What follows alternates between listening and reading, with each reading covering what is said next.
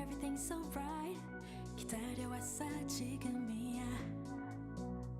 Turn off your phone and off your mind. Look at you so bright. Right now, you don't wanna waste this time.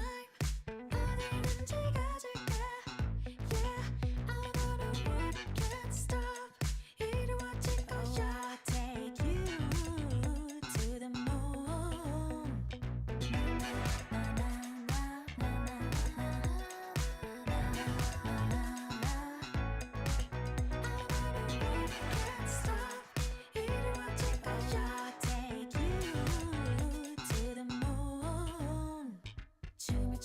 Left and right, you know you feel so right. 다른 시선 따윈 don't care. 목이 터져라 소리쳐, you know you feel so right. 이제부터가 시작이야. Oh, I'll take you to the moon. Come on up and enjoy your ride. Oh, I'll take you to the moon. Just be ready to enjoy your night. Oh, baby, it's right now. You don't wanna waste this time. 어디든지 가줄게. Yeah, I'm on a road, can't stop. 이루어질 거야. I'll take you to the moon.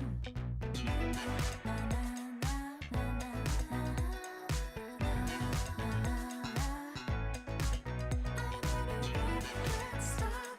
이루어질 거야. I'll take you to the moon.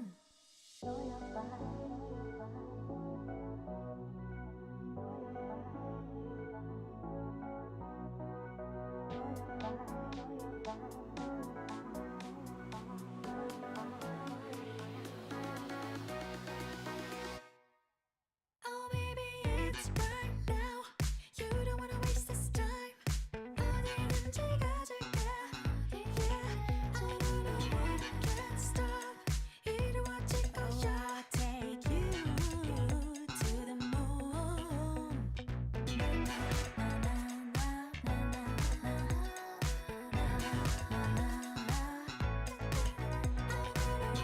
Can't stop. 이루어질 거야. I'll take you to the moon.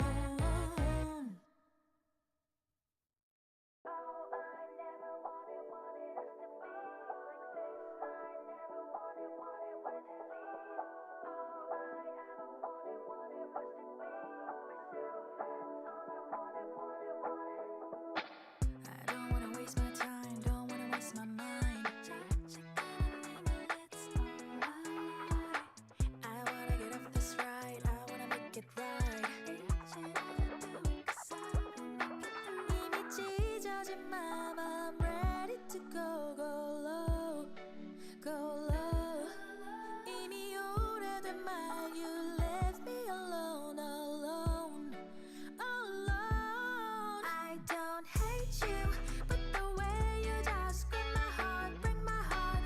날 무너지게 해. And you might be 나는 널 위한 길가. 이젠 아까워. Oh, I never wanted us to be like this. I never wanted to leave. All I ever wanted was to be myself. That's all I wanted. 코끼리야만 하냐고, 떠나야만 하냐고. 대답하기도 전에 아쉽지만 okay bye. 많은 날을 보내고도 늦었잖아. 이미 찢어진 맘, I'm ready to go, go low, go low. 이미 오래된 말, you left me alone, alone, alone. I don't hate you, but the way you just grip my heart, break my heart. 날 무너지게 해. And you might be 나는 널 위한 길가. 이젠 아까워. Oh, I never wanted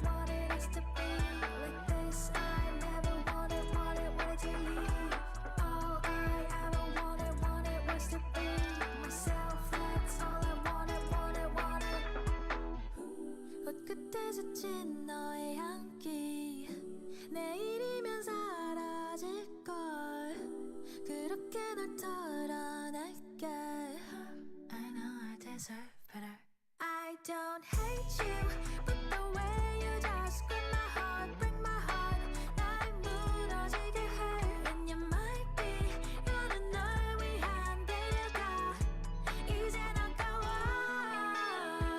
Oh I never wanted what it is to be like this I never wanted what it was Hello. God damn it. Hi. Hello. I don't know why. I don't understand. Why? Why does my mic keep doing this? Hi. Hello. Hi, everybody. And hello to all the rest of you out there. Hello, hello, hello. Welcome back to RoadCraft. Yes. With Annie and Daily. Everything happened all at once today. I was playing a little bit of XCOM 2 off stream, a little bit of going through the tutorial. I didn't get very far, and then I blinked, and then it was 8 o'clock, and I was like, uh-oh, oh no. And I went and made coffee, and I got my coffee, and honey, I'm here now.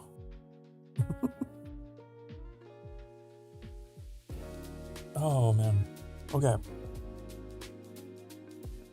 So, I'm here, and that's the most important thing, and so are you, and I'm so glad you are. I hope that you guys will enjoy whatever we got in store, whatever shenanigans we got in store for you tonight. Let's start with actually opening the game. Now, that would be productive, wouldn't it? Probably. Probably.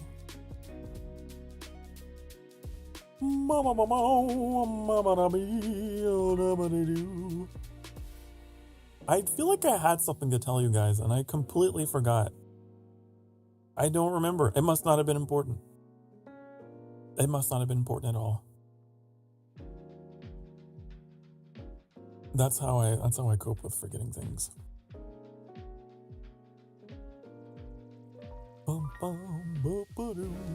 So this is why I'm a little slow today. There we go, finally loaded. Woohoo! Woohoo! It's waiting. Okay.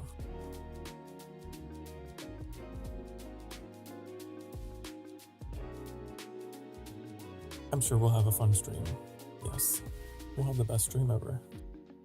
It'll be legendary. No connection.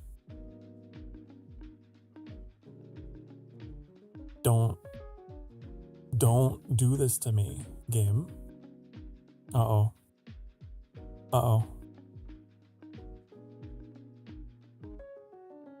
Why is it pretending like it's not? Backend services are unavailable. The online game will be closed. What does that mean? What is that message? What? Hold on, I need to call in the support. I need to call in the support. Okay. Let's call in the support help desk. Hello? Hello. Guess what? There's maintenance. I think. Maintenance? What kind of maintenance? The kind that disconnects us and says that it's not able to be played. Let me start the multiplayer. I tried to get in. I'll show my screen.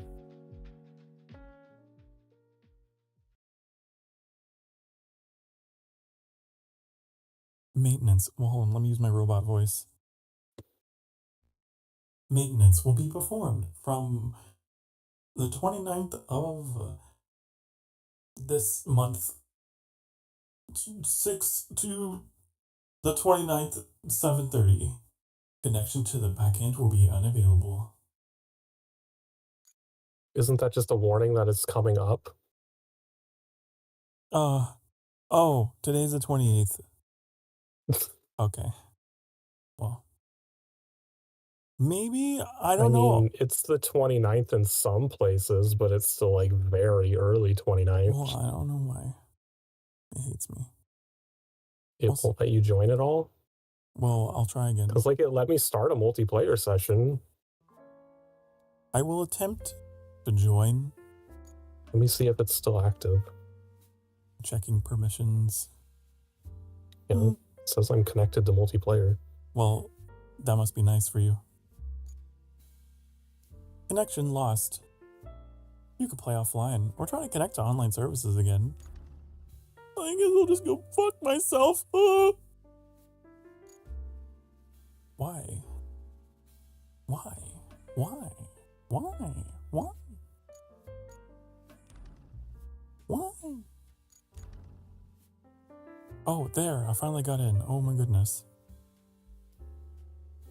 Okay. I don't know why I had some... I hope tonight's not going to be one of those nights. For me. Okay, I'm going to... full screen my face here so I don't show any codes. No one's allowed in our game.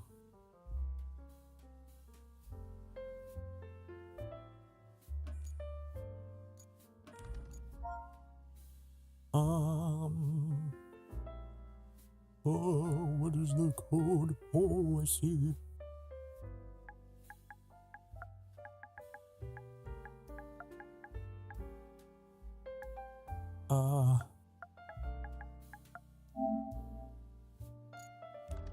There. It's weird because it didn't give me that warning when I It was a very opened dramatic... the game. Yeah, I don't... What was that? That came through my mic. Who knows? It's the real life RoadCraft that's happening outside. Okay. I should probably reduce my size.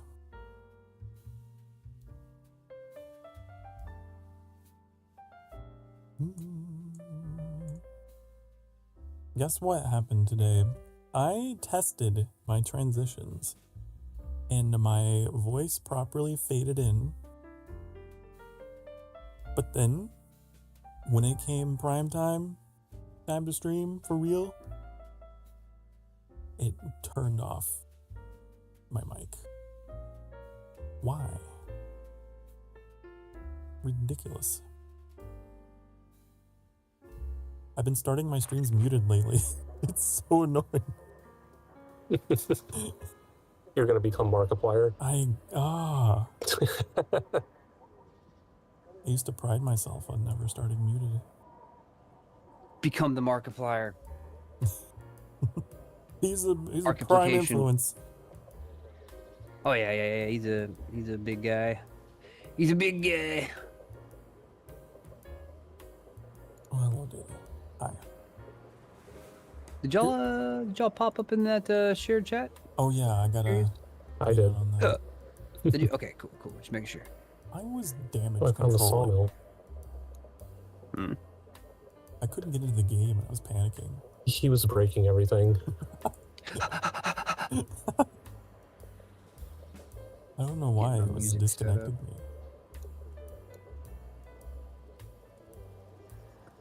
RoadCraft. Nice work patching up So those pipes. you were playing some XCOM tutorial earlier? Yeah, a little bit. How's it feel? How's it feel? On console, I'm surprised because they actually utilized the controller. I didn't know if it would be lazy and everything would require you to manually move the Yeah, I was cursor, trying but- to explain to him that they don't really use the cursor. You don't have to like scroll through menus. They just assign the controller buttons to go instantly to different things. Yeah, I think the only time you have to use the cursor is where you're picking where you want to move to. And like that's it. Otherwise you can cycle through available targets for both offensive and defensive purposes. Yes, essentially. Oh, Yeah, excuse me. that's my jam. That's my jam. I'm all full of Fresca. Waiting for the burp, man. I have Fresca burp PTSD, man. Have you heard the Redeem in Cash's channel? Oh, I heard it from across the room on Annie's computer.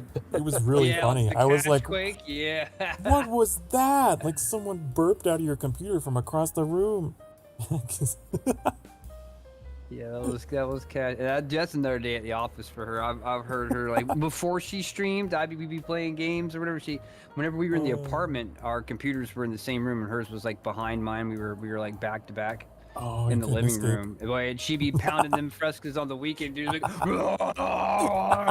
and I'm like, she's like, I can't do that, dude. Not like that, man. It's intense. That's so funny. Yeah, no amount of noise gate would No. Or that she'd just be muted the whole time. So One of the two. I remember that life when Annie and I had to share the same room for streaming. Yeah. I've had to do that with a few different people in my time. Get that LAN gaming going back in the day, and then early co-op.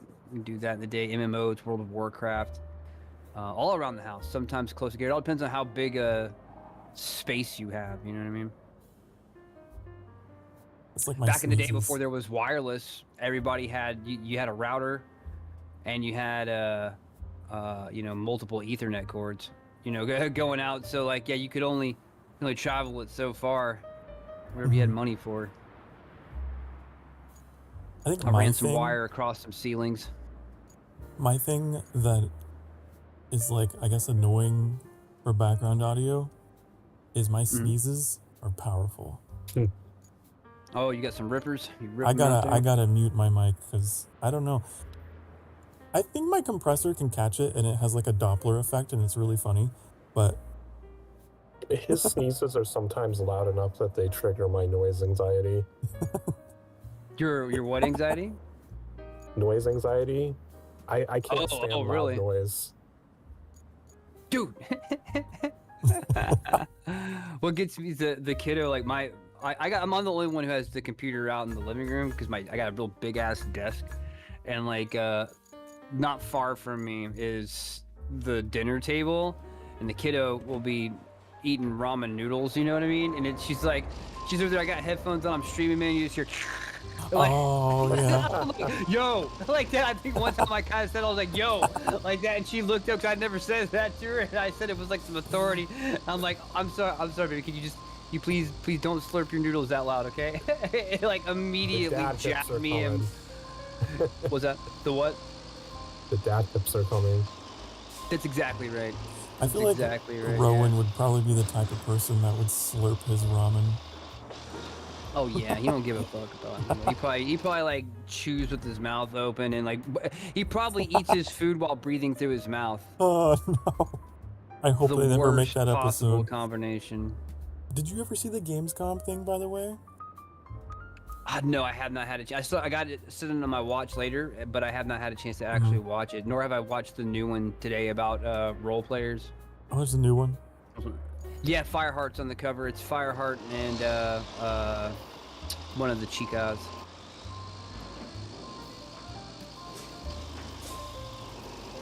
Maintenance will be performed. Yeah, this game did maintenance. I got that too when I got home. Yeah, it's like tomorrow morning. We should be fine. I don't think it said what time zone it is. And no, it didn't. So I'm gonna send someone to your house. RoadCraft maintenance. No. That's what I'm saying. I was like, I thought this was like a peer-to-peer kind of situation. You know what I mean? Like I didn't know we were playing on their servers. Someone shows up. It's like Kelly wants to know something. Kelly sends her regards. Shake. You hear the rains of Castamere. Oh, dude. Man, whenever that Red Wedding episode, because nobody spoiled it for me. I didn't know anyone who had read the books. I had never read the books. And when that Red Wedding episode came out, man, like, I just listened to Reigns of Castamere for like 4 hours. I just found a YouTube thing of it and just listened to it for like 4 hours. I was literally like in mourning, I think. It hurt, man. Like there was the actual grief and I was actually in mourning. Like I hit some kind of like grief stage that I had to deal with for like the rest of the night. streaming on, like on Saturday nights, Sunday nights, one of the two. I was streaming on those nights, and like everyone, I had like 4 roommates at the time, and we had a big house.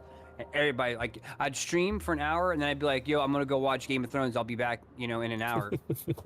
And like I came back from that episode, and I was like, "Guys, I can't stream, man. Like I'm done. Like I can't do it. Like I'm fucked up. Like I'm really truly fucked up. I can't stream right now. I'm just not in the mood. I had to chew on it, and it was amazing. It's honestly probably the most intense thing that's ever happened on television that I can ever remember, because it just builds to such a crescendo. I mean, if you just watched it with no context, it would just be like gratuitous or whatever. But if you've got the full invested context, it's honestly the most shocking thing I've ever seen on television. Yeah, you have to have that character development first. It's honestly, and I would also say it's also one of the best moments in television ever, because it elicits such an invested reaction out of people. Like I've seen people lose their crap over, I love watching like react videos of like people who have never seen it, and someone's like recording their mom, or you know what I mean, or their girlfriend. They just tears and all of it. No. Yeah, they just the baby, not the baby. A bunch of characters just gone. The end of the Starks, man. Like the Starks are done after that, dude. Like there's no nothing. I mean, they kind of come around again later, sort of, but they're all broken bastards, and Jon don't even count. You know what I mean? So it's like, yeah, I don't want to go too, just in case someone watches the VOD and it's spoilers, but yeah, get your Game of Thrones Spoilers here. for that TV show that was like years ago. Yeah, I mean, I would feel bad for like a good 10 seconds. By the way, Darth Vader is Luke Skywalker's father. That's not true. That's impossible. Oh, while I was waiting for you guys, I drove the mobile operations base out to those objectives so that you don't have to drive all the way out there. Oh, really? Thank I you. was driving Thank the you. super heavy crane out there. I guess. Oh yeah. Tell me more. Tell me more about the super heavy. I guess. I just like to hear about it.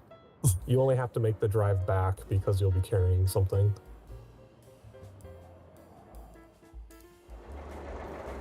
Also, and Young Haiseo, hello Trinity. Sorry, I didn't see your message.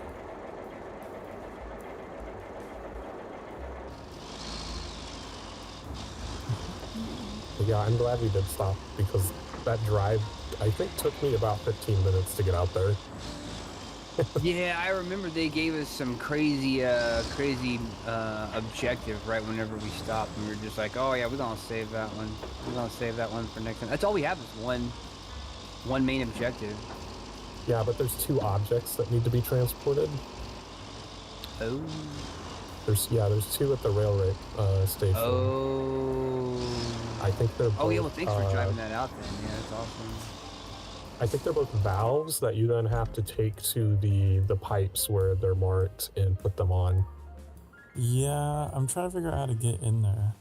I think we have to use the stationary crane. You can go to the other side and you can probably reach both of them. All right, I'll get the other super heavy crane and get the other one moving. I was gonna say, Daily, from what little bit of the tutorial I got to play XCOM 2, I didn't realize, like, I don't know, I was surprised I wasn't fighting aliens at first. Well, you're always fighting aliens, like the enemy soldiers or whatever. You notice they all wear helmets. Yeah. Yeah. So there's a reason for that. I see. No spoilers. Yeah. You have to find out for yourself. Yeah, there's actually a whole MSQ mission that deals with that. Well, really, I mean, if you play War of the Chosen with War of the Chosen, it kind of spoils it right off the bat as soon as you meet up with the skirmishers faction, because the skirmishers are those Advent soldiers that there's really kind of like 3 factions, I guess you could say. There's XCOM. Oh shit. Okay, so there's XCOM, or what's left of XCOM after the end of XCOM 1. Like in XCOM 1 you had everything, and then they lost. Like you lose nations and then you lose. Like you had the whole Earth and you lost everything, and the aliens had nothing and took everything. And then it's the opposite. In XCOM 2, you have nothing and the aliens have everything, and you're basically terrorists. You know what I mean? You're taking it all back. So there's XCOM. They just get you back. I mean, that opening tutorial is them rescuing the commander who's been captured since the end of XCOM 1. He's been captured for like 20 years. And then, so there's XCOM, and then there's the Elders and their various races of Xenos, which were all in the first game, but were genetically altered to be more invasion oriented, and now they're genetically altered to be more, maintaining order and military and stuff like that. And then you have Advent, which is the third faction, but Advent, so like the Elders destroyed all the major human cities, right? Like Chicago, New York, Moscow, all the major urban cities were wiped out, and they made their own brand new cities, right? And they're called like Advent cities or something like that. And well, having all these super threatening looking aliens walking around didn't work. Like the humans were they couldn't handle the terror. You know what I mean? They were uprising, killing themselves, running away. You couldn't keep an ordered society with these freaking snake people everywhere and stuff like that. So they showed up one day with hundreds of thousands of these Advent soldiers that, other than the helmet on their head, look exactly like humans and move around and stuff like that. And their Advent is the peacekeeping force. They're what you see as the peacekeeping force in the cities and stuff like that. They're like the police, and they go around and keep order in the cities, and they look human on purpose. Yeah, to keep the humans docile. I picked up on that from the intro cinematic. I just thought that was interesting. Because, like, I don't know, I was under the impression that they just kind of invaded traditional style, but I guess they tried to infiltrate society as well to try and... They did, but once they won, at the end of XCOM 1, they didn't just wipe out all of humanity. They're doing something. And what they're doing it for is what they're doing and why they're there is like the plot of XCOM 2. Yeah, you'll figure that out as you go. Fairly early on that will kind of hint at that. I was immediately drawn in though with the plot in the intro though, because I was like, oh, this is a little different from your traditional alien story. Yeah, it's dude. The production value and the storytelling in XCOM is fantastic. It's definitely a AAA production. Like I could see a live action series and something like that. That would be amazing. You know, something like War of the Worlds. You know, like the old there used to be a TV series called War of the World. It could be something like that, or anything. I'll tell you what's super good. I bring speech to play at the beginning of streams. I need new speeches. Yeah, I need. You're never there at the beginning, so Carb. I always play that Independence Day speech. I like every time. You got to ham it up. You're like, I'm like talking, and then it's like, oh, hold on a second. I heard it one time while he was out here. I heard it once. Like, wait, is that the speech? Yeah, I was like, are you watching Independence Day? I make the aliens take over the stream. It's like I'm doing my usual anime opening with lo-fi music or whatever, and then like the alien faces pop up, and I'm like, hold on, chat, hold on, I'm getting a message. Yeah, what? Yeah, okay. The president's getting ready to speak. All right, the president. We're gonna patch him in now, and then I'll boot it up, and I'll rise for the president of the United States of America, and everybody does like 07s. And then the speech, which is always great. And then you hear, there's a bunch of aliens, they're very bad.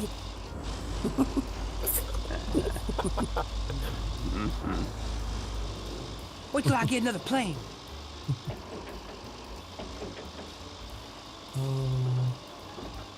So then I got all nostalgic and I was like, man, Independence Day was a great movie. Oh yeah, it's like the definition of a blockbuster. I was so amped. Like I saw it in the theaters when it came out. Like I was the perfect age. I was probably like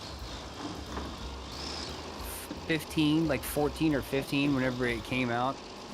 And we go up to the mall and watch it. And when I saw it in the movie theater, like I was so hyped. Like right next to the movie theater was the arcade, and they had this light gun game back in the day called Area 51. And like I remember leaving the mall movie theater, and putting in like $1, and then using like it was 2-player light gun game, and I took both guns and played it by myself, playing both players at the same time. Like Oh, I you used just like to do shoot that. a bunch of aliens. Yeah, and it was stupid fun. Like, you wanted to bust some alien heads. So it was my early Warhammer before I knew what that was. I had to protect Earth. I would go up to those arcade machines and without any friends and just be like, I'm gonna be 1 player and 2 player. Yeah, it was really one of the great things about the movie was its advertisement campaign. They didn't show like just based off their previews and trailers and all the media they put out, you wouldn't even know Will Smith was in it. Jeff Goldblum was in it. Bill Pullman. You wouldn't know. They didn't show any of the actors. They didn't show any of the actors. They didn't show any of the scenes. All they showed was they would show like New York, and then they would show these giant UFOs rolling over it and blocking out the sun. And no one had ever seen anything like conceptually, visually like that yet. That was the first time that kind of view had been done. And that kind of take on massive scale had been done. And it still looks good now. And then like right before, I would say like 2 days, like the week right before its Friday box office opening, they started showing short TV shorts where you would see the UFOs open up and blow up a city. You see the White House explode, and then you had to go. Like, you were already hyped when the White House blew up. You're like, oh, we got to go now. And then when you actually get there, it's this fantastic action movie with a bunch of A-list actors and the speech, and it's a whole full movie and not just a spectacle. And just a summer action blockbuster, and it was the perfect storm. It was the perfect storm. That took the world like Jurassic Park did. It was great. That's really cool. Yeah, movies That's aren't the quite end of my story. movies aren't quite hyped up like that anymore. No, it's hard to pull one over on the audience nowadays. I They honestly kind don't of come even know with where they everything. advertise movies anymore. Like, I've gotten so used to just paying for the ad-free experience that I always get so out of the loop. It's like, wait, when did this come out? I never saw anything about it. Yeah, and like sometimes like the trailer just shows everything. You know what I mean? Like, every good part that happens in the trailer. Oh, And it's like that's when you so go there, true you're of, like, every I've seen the comedy movie now. ever. Nowadays, if there's a movie I even think I'm gonna like, I'll look away and turn it off. And that goes for games or movies. I just won't Or watch the games. trailer at all. Games will do that. Yeah. Mm-hmm. Oh yeah, games are heckin' bad about it. Dude, like, Cash is playing Tales of Arise right now, and like, and animes do this. Animes are the absolute worst offenders of this. So like, there's a big anime intro, and it's super cool, and the music is great, and it gets you all hyped, and it also shows every character you'll ever get in your party, their power-ups as they tier up in power, and who the villains are. So it's like there's no surprises left in it, and not in everything. Like, you don't know what's going to happen, but I mean, you already know, like, it'll show a member of your party, and then it'll get dark, and they'll change. And like, okay, so we're going to get betrayed by that guy. Like, right away, you might as well show Goku going Super Saiyan in the intro, because like, it tells you everything. You know what I mean? Like, it's like you're going on the adventure, and you don't know if someone's like, oh, that dude actually joined my party. I had no idea. That's cool. They end up being one of the main characters. It always makes me think of that skit that Rowan did where he's in the World War II setting, and like, that guy comes up as like, oh, remember this? It's like, we're such best friends, and he's just like, you're definitely gonna die. I love that. Yeah, that's right, you're dead, yeah. It's true though. That series was really funny. I was hoping I could use this stationary crane here to get this, No, it doesn't move back and forth enough. It's kind of useless. How in the hell do they want? Oh wait, maybe we can move the You one just have that's to bring in the your own way. crane and grab it. Yeah, I took one of them.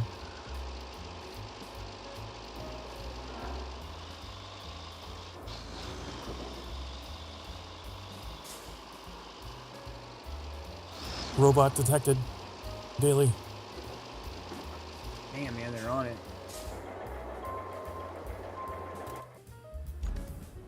Yeah, but that's on mine. Dried Island. In I-7.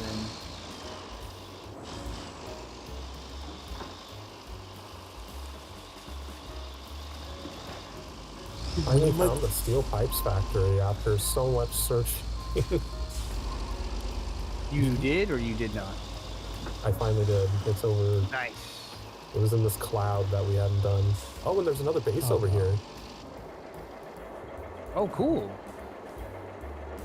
I wish I could move these carts, but they are locked. Yeah. I see SokAni is sideways. Shut up.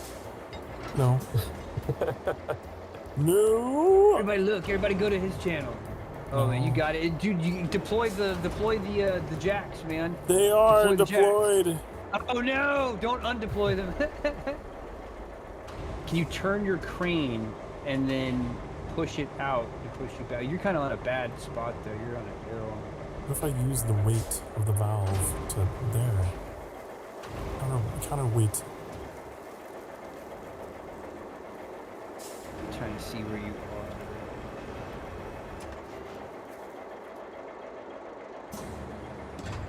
Can't see you on the map. Oh, you're way away from me. Okay, I saved it. So the reason why we have struggled finding this base in the steel pipes factory is it's on this little island that has 2 busted bridges on both sides.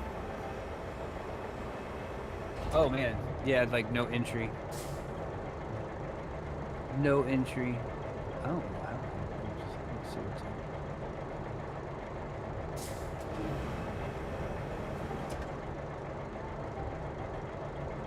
I was gonna say it would be really funny to have, like, I don't know, a redeem or something that people could use to alert you to, like, the bots. A redeem to do what? And a redeem to alert you to the bots if you're distracted. Oh, let them know. Who's streaming? Oh, Dubs was streaming.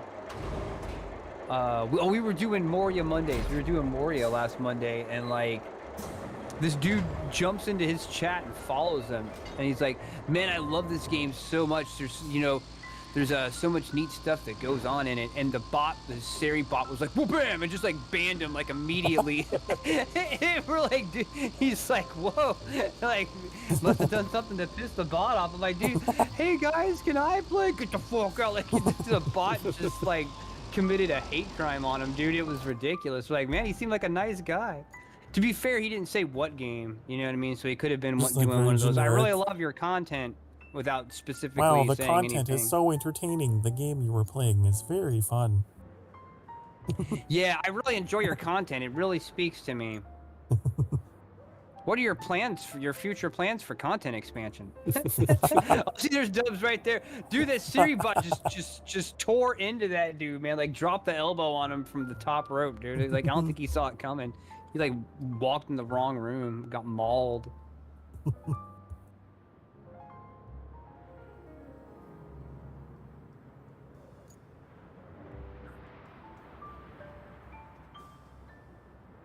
Okay, well, one valve is installed. I don't know about the other one.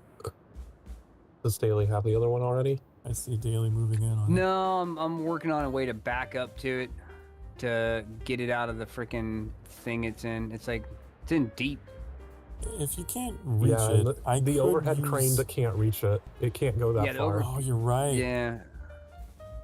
I thought the overhead crane would be able to pick up these carts if I could shuffle these carts around on the tracks. Like I said, a lot of these overhead cranes that it spawns into the game are just completely worthless. There's no point to them. They don't do anything.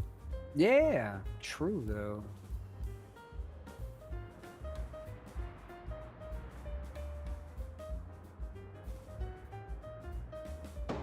Can you get your anchors out in that space? No, I tried and it started going sideways. I immediately. You should be able to myself. push that blue car. It has yellow things on it, which means it's movable. Oh. Oh, there it is. Oh, and I can pick up these. I can pick up these yellow ones also. That's what you're supposed to do. You pushed it the wrong direction. If we take a vehicle over there, we can anchor to that yellow part and pull it back toward you. And then we can do the same thing with the other blue car, and you just have a straight path into where that object is. Okay. Well, never mind. I thought I could hook onto the yellow car, but it was a barrel that was inside. The camera angle. I'm like, oh, dude, we can get it. And then it looked like it was right there, but it was not. No.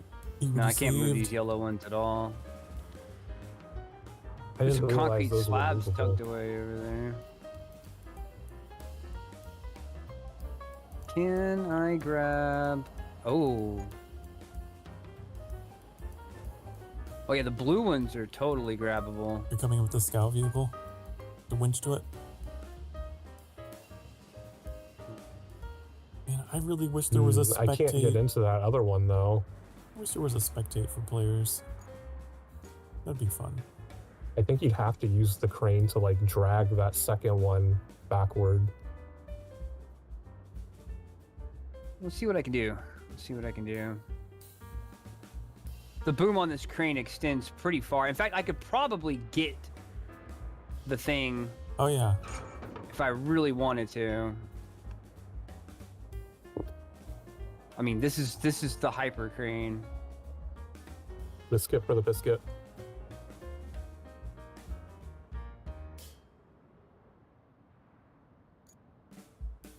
Oh, can you not rotate? Oh. Yeah, it's like it pushes me on that red card I'm right next to. Yeah. Oh, here we go. There it is. You just got to do it. You just get the hyper crane and do it. That's all there is to it. There's no trick. You just do it. I mean, you could move the blue things, but if you have a crane capable of reaching that far, it's kind of a waste of time. This is why we spent the money. This is why we spent the money. I guess I could spend the money. lay down some flags to guide you. Oh, thank you.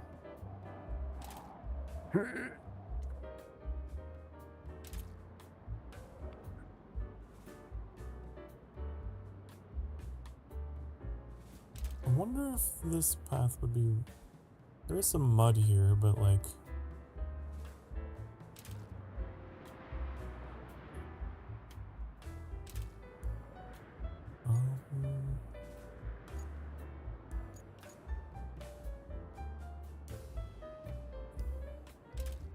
This is the route I took anyway.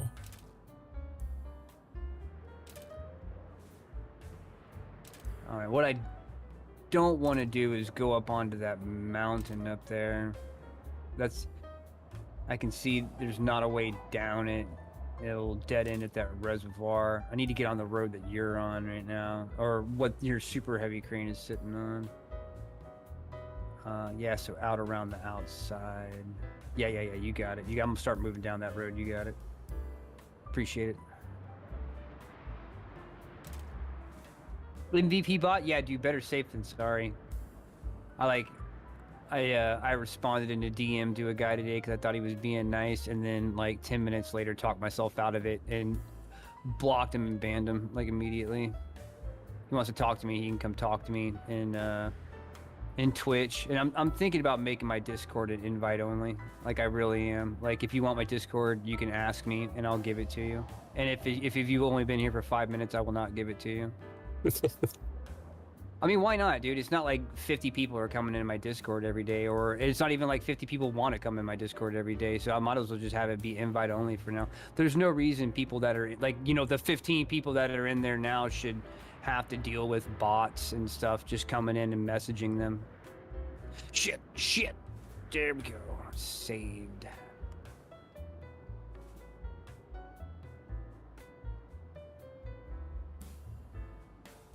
Could all be solved if Discord would just add a permission for being able to see the members list of a channel. And then you could just hide the members list for everyone that you don't trust. Yeah, true. True though. For some reason, they won't implement it.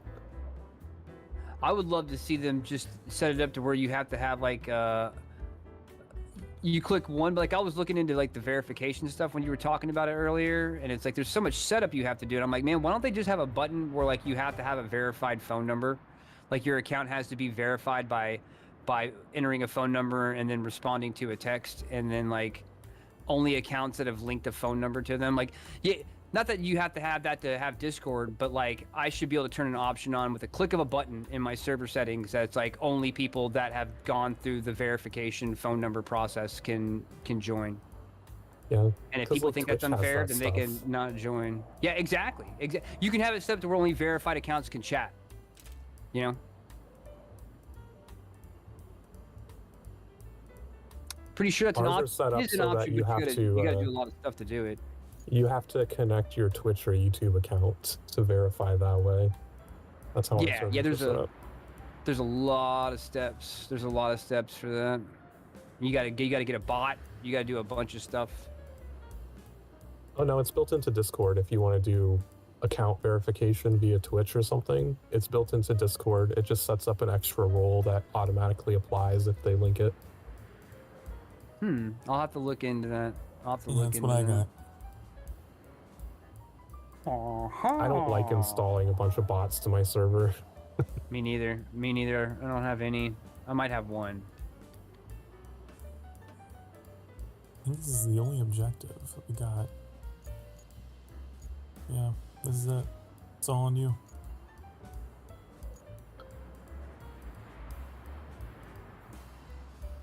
Rolling, rolling, rolling. How's the mud? Is it traversable? Yeah.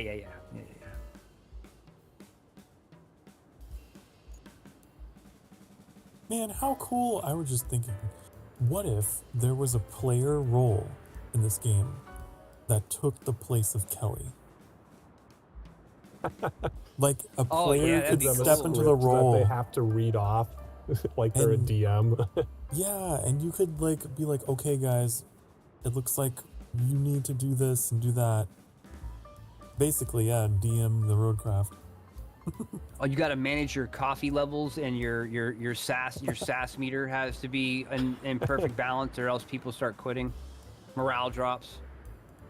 You could just I'm just kidding. I'm just kidding, but I know what you mean. Yeah, it would be cool if they had like a manager role, management, or logistics, like a logistics role. yeah.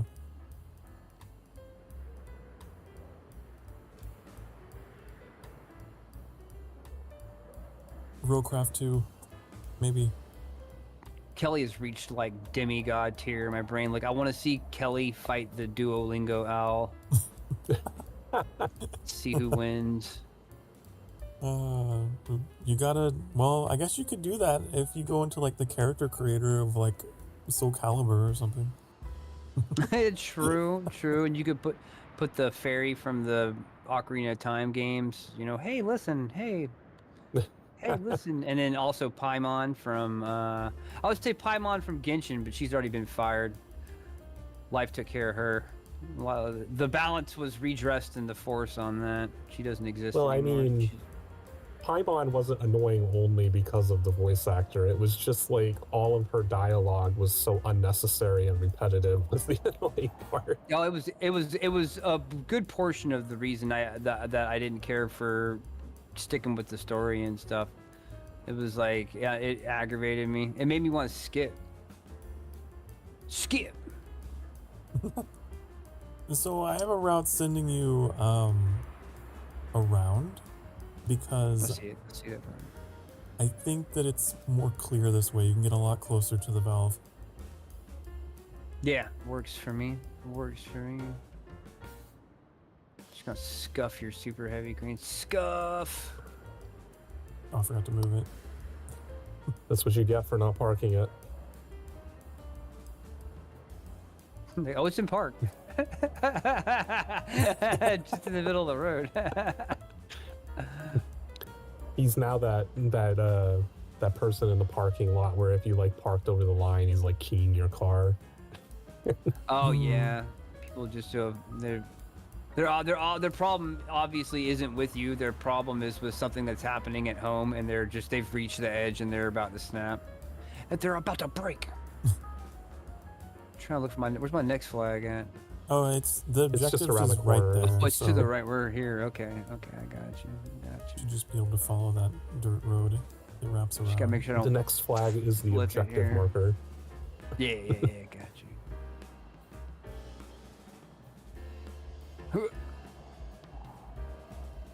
But like, I don't know, it's better. It's easier guiding a player than it is to guide an AI in this game.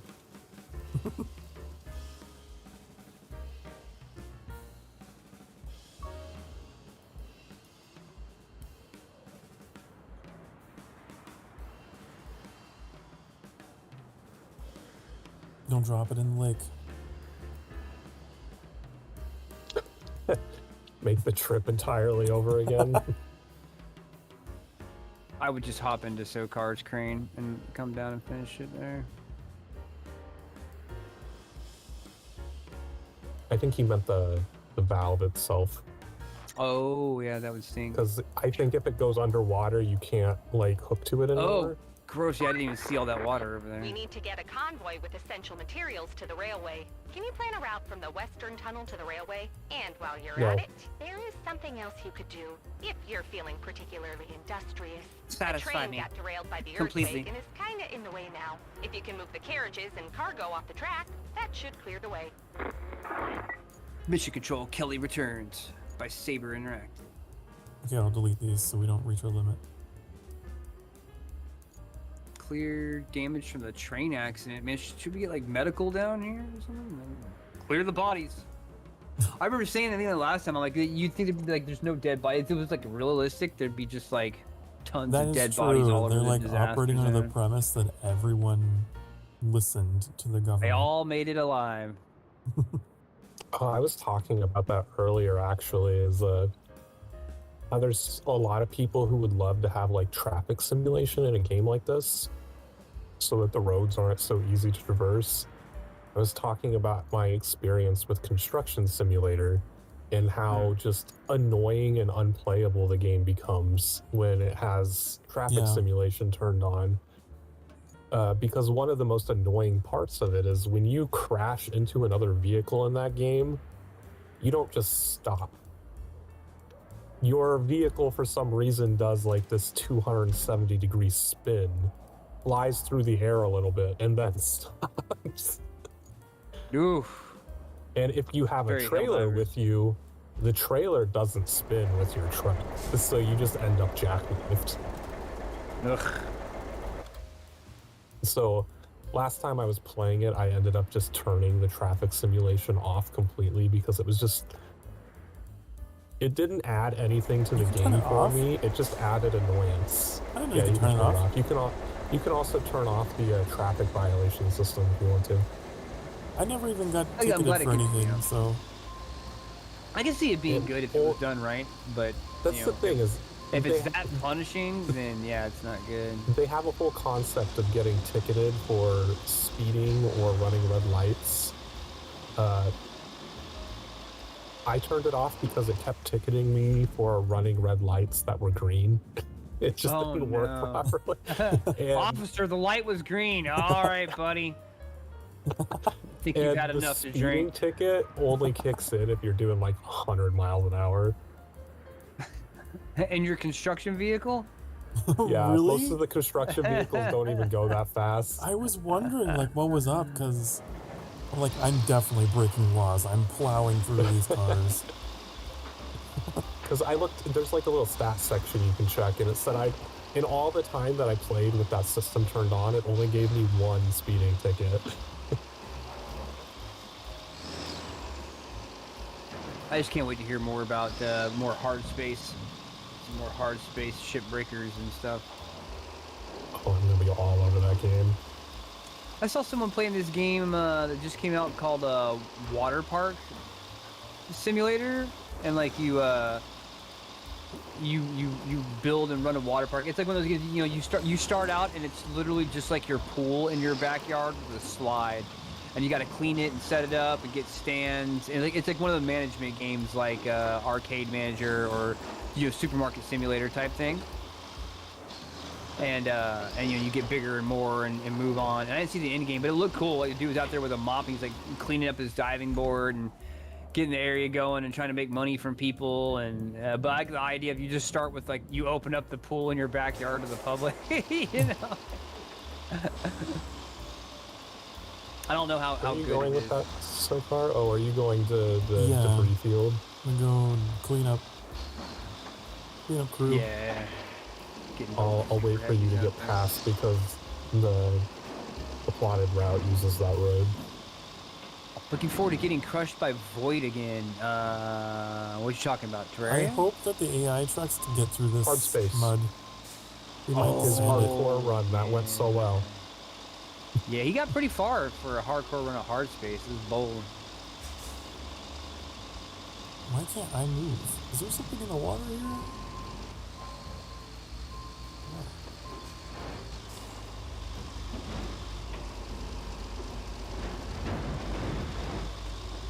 Like rocks or something in the water. I don't know. That'll be interesting. I mean, there's another path that I can take if they can't make it through that water.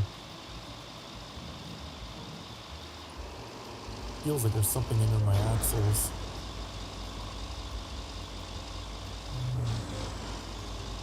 Let's see anything. You got axolotls under your axles. Lottle. PTSD every time we do those thrusters. That reminds See, me. knowing my experience, I would never play that game hardcore because I experienced that same bug multiple times where it would just randomly crush you for no fucking reason. I need to stream Kerbal Space Program. It's a fun I think I game. almost played a number of times, but I never did. What happened with the sequel, man? The sequel was supposed Stay to be away great, from and the then sequel. like something happened. Like there must have been some kind of problem in production. Like The publisher shut down one of the studios that was making it, and it Oh, got shit. taken over entirely by the other studio that was working on it, and they kind of have just been completely quiet and haven't really released any updates about whether the game is still even being made at this point. damn, sucks. There was people were excited for it. It's a game that deserved a sequel because the first one was so great. I mean, I didn't even play it, but I knew like people who did, and like you couldn't help but respect it just off the hype that they had over it. I streamed the second one at release because, well, at the time, I mean, everyone thought that it was all systems were go, you know? Mm-hmm. But I think I would only It was stream the not. first game from now on. Yeah, it's like City Skylines too. Like you can stream it; it's a game, but all the fun and updates and work went into City Skylines 1.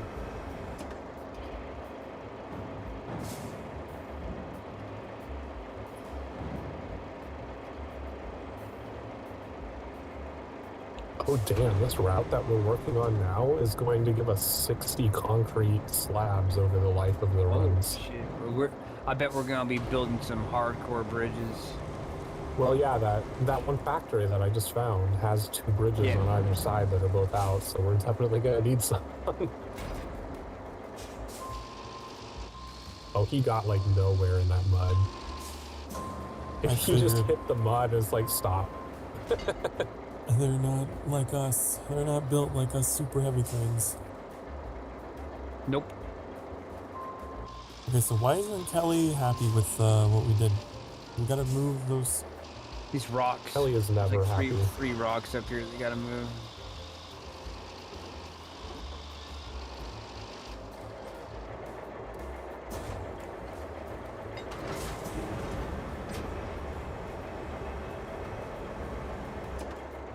You are the mana crane, I'm the health crane. True though. So true. I just noticed the color scheme.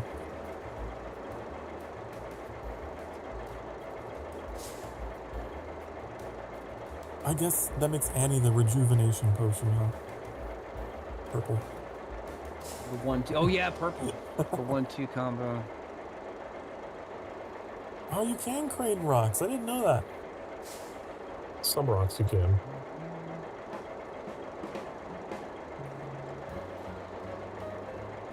I don't know what the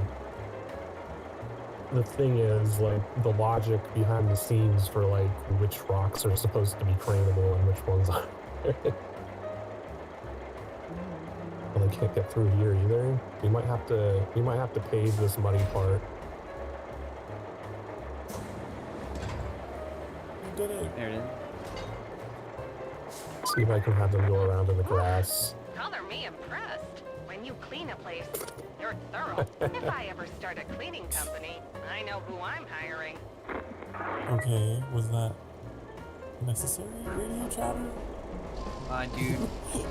AI, man. AI, construct response to an end of side objective 27. Construct response, quippy Make sure joke, it's, yeah, make sure it's quirky.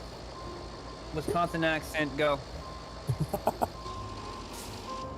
It Quirk is level very, 3 of 7. It's very chat GPT, yeah. Oh my goodness. Alright, let's see what we got next. Oh, Oh, route planning, alright. Alright. Yeah, we might have to bring some sand out and pave this because they can't make it through either of these routes. Because it's sending two 18-wheelers. apparently they just can't make it. Oh. Well, How far does it gotta go? I get a bulldozer out there I to see. just help with getting through that one part. Push them. We need Well, a this bulldozer needs to be anyway. a repeatable route though, because this is the one that's going to give us 60 concrete slabs over the life. So they need to be able to keep going. Per Okay, trip. Okay. there's a lot of stumps in that route.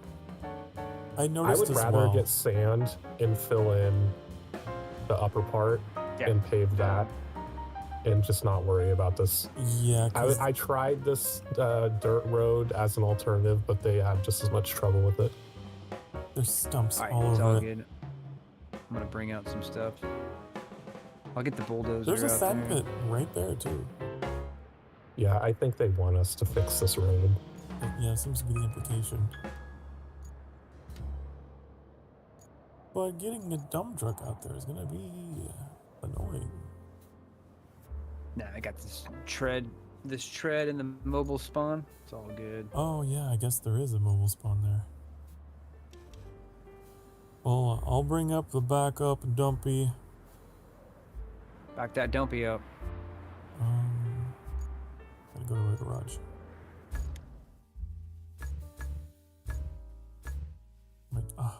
I always do the thing in the garage where I press L1 and R1 and I think I'm going through the tabs and I'm not. I'm just going between garage and shop.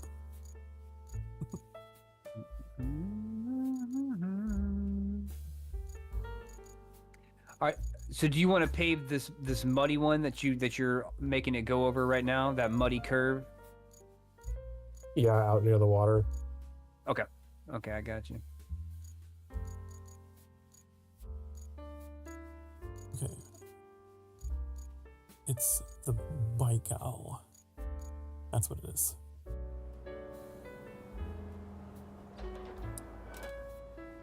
And then recover.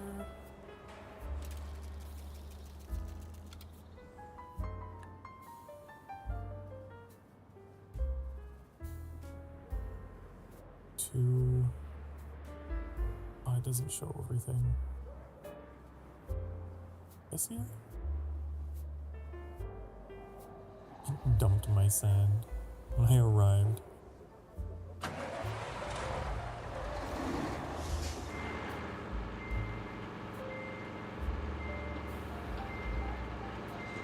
Okay, so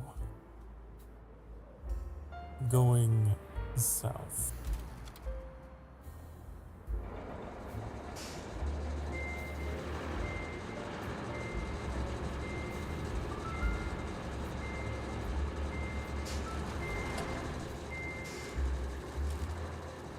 I am the Sandman.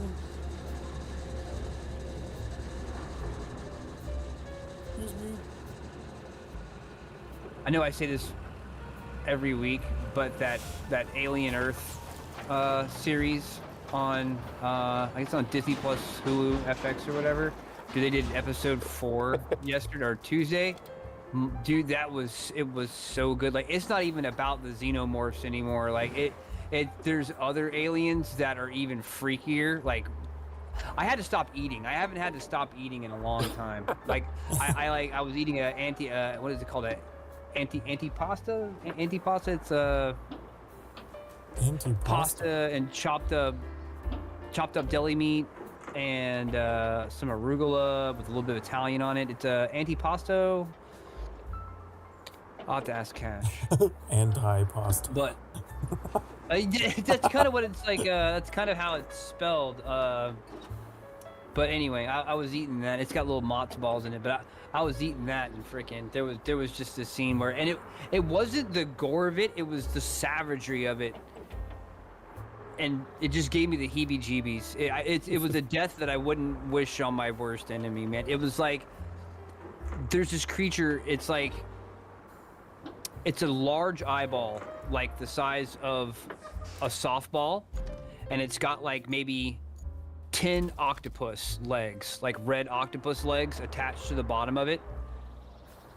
It's maybe like almost a foot wide by almost a foot tall. Small dog. And like, they bring this thing back and they're just kind of experimenting with it and seeing what it's, they put like a sheep in the cage and then they let this thing out and they're watching it. And it's just an eyeball with legs, basically. And the thing is so predatory. You're like, it's honestly like, it hits the ground, it sees meat, you know what I mean? And it starts just like moving towards it across the ground. And the sheep can't go anywhere. And the thing like just dives like an octopus when it attacks something. It just like tentacles forward, dives towards its face. And it Can I say this? Is this gonna gross y'all out? It won't gross me out. Go on. Okay. I didn't want y'all to have to tell me to stop. So like it goes, and it wasn't all that gross. It was just disturbing. Like it goes up, it gets in the thing's face, and the thing's thrashing around, and it just starts like poking it around the outside of the eye, like the eye socket, like, real harsh. Stabs it in the eye a gajillion times. And then with the tentacles rips the eye out. It doesn't even detach it from the blood vessels and stuff. It just hangs it out and then crawls inside the socket and like just takes up shop there as the other eye now. Like it's now the new eye. Oh, it's so freaky. Yeah, dude, and the sheep hits the ground, like the sheep's done now. And then like after like everybody's watching and it's all like just disturbing how predatorily savage this attack is. And then like 20 seconds later, the sheep kind of unsteadily gets back up on its feet. And it's very clearly not the sheep anymore. Like this thing, like something different is controlling it, you know what I mean? And the sheep stands up on all fours and then holds perfectly still and starts watching everybody. And there's a synthetic, like Data from Star Trek, there's a synth that's kind of like the head scientist there. And he's watching, he goes, whoa, this thing is really intelligent. Like we didn't realize how it didn't show signs of intelligence until it got a hold of brain meat. And once it gets a hold of brain meat, it ups its own intelligence. And it just sits there and stares at them. And the scene itself is so freaky. I would show it to you, but every time I try to show something like that off Disney Plus, on the encoder or whatever blacks it out, so I can't ever show the it to nobody. HDCP, yeah, you can't get around that easily. What is this show called? Alien Earth. It's based off of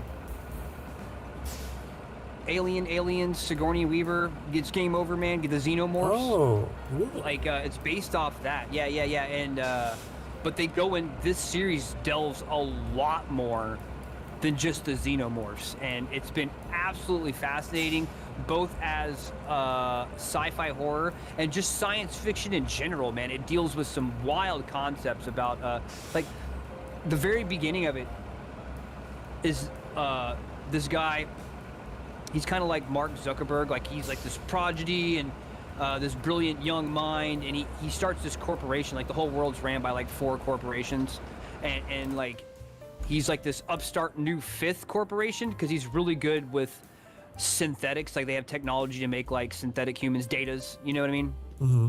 And androids. And he discovers a way. He gets a bunch of volunteered terminally ill children, you know, who are going to die, you know what I mean? And he finds a way to transfer their mind into a synthetic body.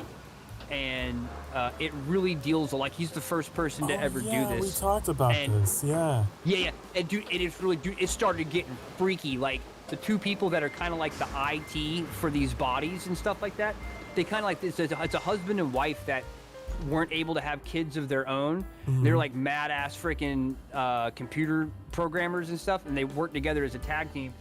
And like they're out on this guy's private island, and they're IT for the kids if something goes wrong with their synthetic bodies. But they're also kind of like surrogate parents. Also, they've become attached. And right. Dude, like the husband is talking. He's like, dude, I'm starting to have second thoughts. He's like, what? You know, what if we fuck this up? He's like, what if we mess this up?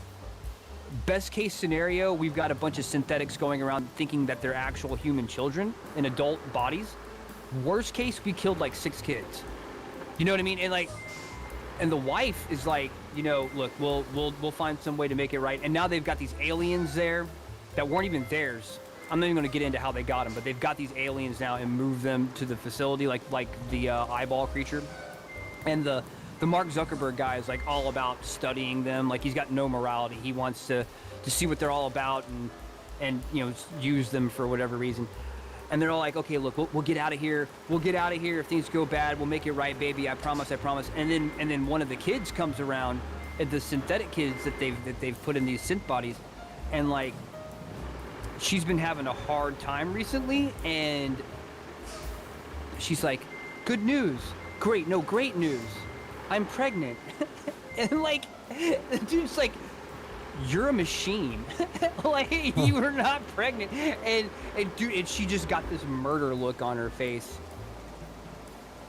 I won't get into it, but it's the acting is really good and the script writing is really good. It was disturbing. It was some of the coolest TV I've seen in a long time.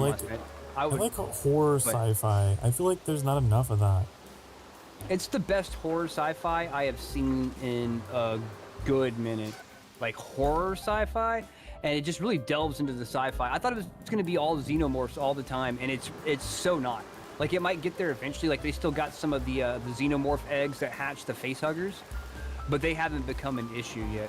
When you said Alien Earth, I'm not going to lie, at first I was like, I guess I was thinking about the Ancient Aliens series, and I was like, that's very different.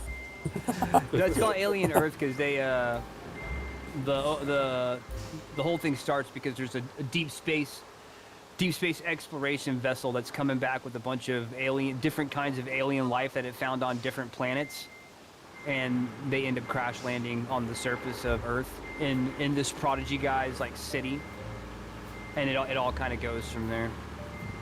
Very cool. I didn't. Yeah, there's like 7 or 8 different kinds of alien species that they found, and the xenomorph just happens to be one of them.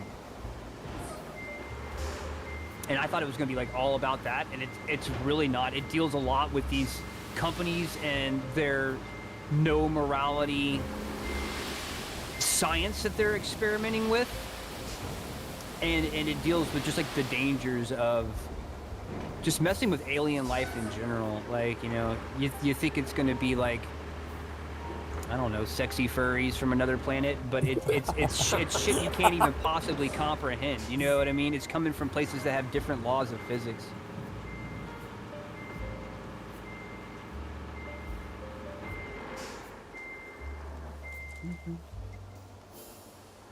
I didn't mean to go off on a tangent about it, but like, nobody I know has seen it yet. So I've got literally nobody to talk to about it. The Cash is like trying to run from me. I'm like, no, wait, something else just happened. Let me tell you about it. It's like... And she's like, it's gross. And I'm like, no, it's not. It's cool. Listen. So there's this sheep, right? It's like, it reminds me of Half-Life. Like those scientists Yeah. who didn't know what they were messing with, but they were just curious, and then They didn't take enough precautions in Half-Life, dude. That was foolish. They didn't take nearly enough precautions. The security guard from Black Mesa wasn't going to cut it. They just got lucky that Gordon Freeman happened to be an absolute badass. But I don't even think Gordon Freeman knew he was that much of a badass until he had to be.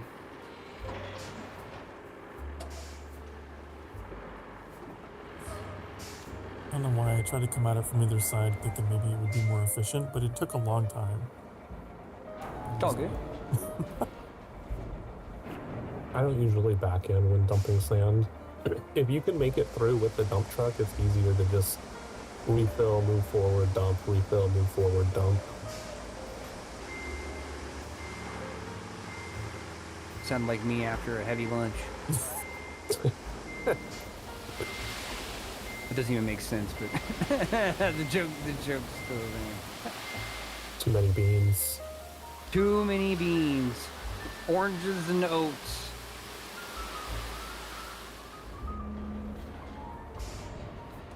I think there was something extra creepy too about Half-Life, is because like the setting is in the 90s, so it's all like very like older technology, having to face what they did. Yeah, Half-Life was like the head crabs were messing me up. Half-Life, I think, was the first game I played too where I was like, it told a story without saying anything. Like Gordon didn't That's speak. my favorite. You rarely came love across that. anybody that did anything. When like I remember, I want to say like near the beginning-ish of the game, it's like, okay, we got this containment issue, and then you finally get outside and you see like black military helicopters show up, and they fly overhead, and you're like, okay, cool, so the military's here. Like eventually we're going to come to some solution where we meet up with the military and everything gets saved, and we can get out, and you know, Gordon lives happily ever after. And then when you encounter the military like halfway through, they start shooting at you, and you realize that like, oh yeah, they ain't letting nobody get out to talk about this shit, dude. This is over, you know. It's so good. I love the way they do that. They keep you curious and wondering what's going on. Yeah, great. I was that one shook me. I was not expecting. I'm like, oh cool, the military's here, and I'm like, oh fuck, they're shooting at me, you sons of bitches. But then, you know, the more you think about it, you're like, oh yeah, it makes sense. This is a complete containment issue, like a complete containment issue. In 40K, there's these cats. There's this chapter called the Grey Knights, and they specialize in demon hunting. And it's like if there's a whole planet that's taken over by demons, that's who you send. But one of the things they do to protect both themselves, well, really to protect themselves, is they will pretty much kill anyone that comes in contact with them. Like no one's supposed to know about them. Best case scenario, they might wipe your memory, but they're so hardcore about it, they'll even wipe the Grey Knights. They'll go in there, clean up a demon world, and then they'll go have their own memories wiped. That way, the next demon can't use any trauma that took place to, like, you know, get a wedge inside his mind. You know what I mean? It keeps their mind clean from any kind of past traumas that can be leveraged against them mentally or spiritually. More you know. There's still a bit of a bump on this side if you want to flatten that out a little more. I'll come back. You telling me you missed a spot? I do. Is it not good enough for you? It's the natural curvature of the earth. It's the natural curvature of the earth. They'll put too much sand on this side. Too much sand. You gotta put more sand on the other side. Even it out. I don't know, I'm just fucking.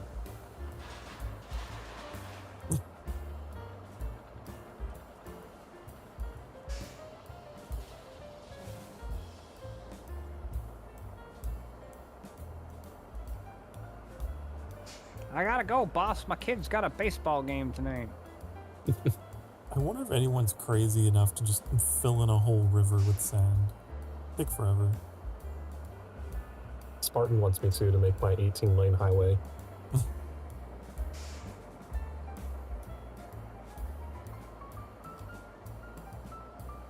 Where are you going now?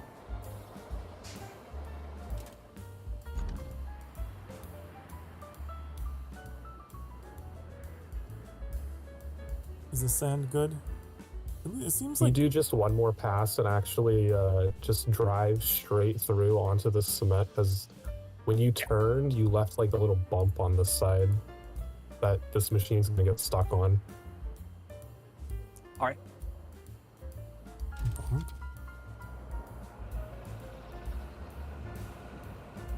I wish there was a terrain elevation layer.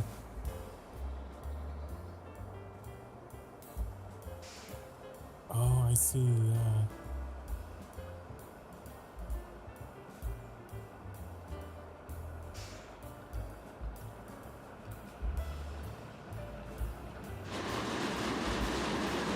Whoa.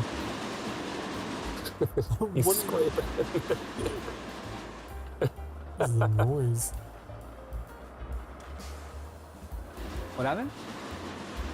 Your truck is just rattling over here. Yeah, it's making the sound like you were scraping that thing on the pavement. That's the sound of the unreasonable demands being placed upon it.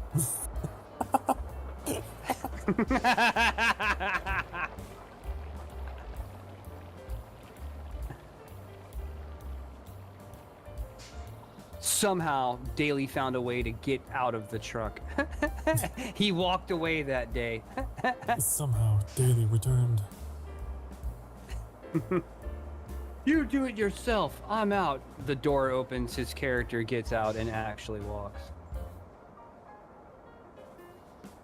He started smoking a cigarette right there.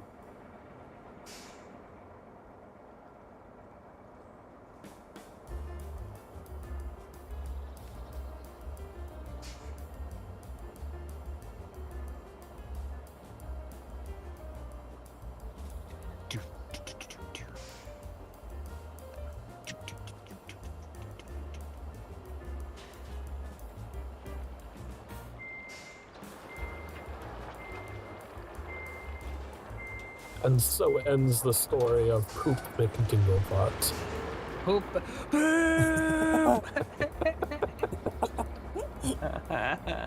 You were the best of us. It's so funny. I was telling SokAni they should do a follow-up where his new character's name, name is like McDrizzle Shard or something. Yeah. Just escalate it. Yeah, a long descendant. It's so funny.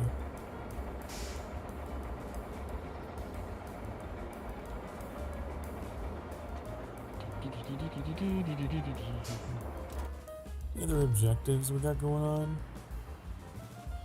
Nope. I think it's just this. Yeah, we got them all. We should have brought a second roller out here, just to speed it. Rolling doesn't take very long.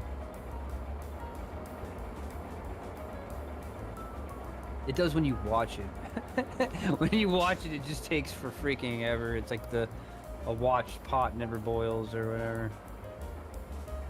Oh no, it's actually going once you get lined up.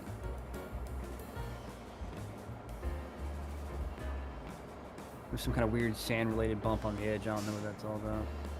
Sand-related bump? Someone needs to improve their proficiencies with the dozer. Wow. It's true. It's true.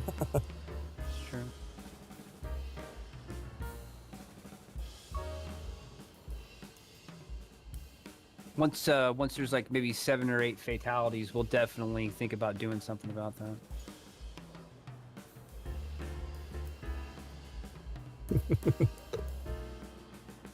I mean, like the 7 Dead or 8 man's curve. fatalities from XCOM. Dead man's curve. Reduce speed ahead. Dude, we had a good day on XCOM today, man. Yesterday I was ready to pull the plug, and today I don't think we lost a single person. Like it was a much needed dub today. well, whenever you're about to lose, whenever you're about to give up, that's when you need to push the hardest. It's when you do the best. That's when you find the Minecraft diamonds. I had a buddy of mine, Jesse, back in the day. He was the biggest ditz about stuff, and he was super bad at every single video game until like his screen started flashing red, and then suddenly he was untouchable. Like he became a god for like the last like 5% of his health. Oh yeah, adrenaline. Like something clicked in his brain. That's the thing. Yeah. Yeah, it really is. It really, really is. Oh, here they go. Moment of truth.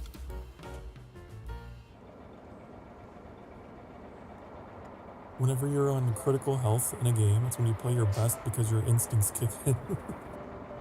Mm-hmm. Get that suddenly main character syndrome kicks in. Untouchable. It's just because you get irritated by the health indicator beeping at you.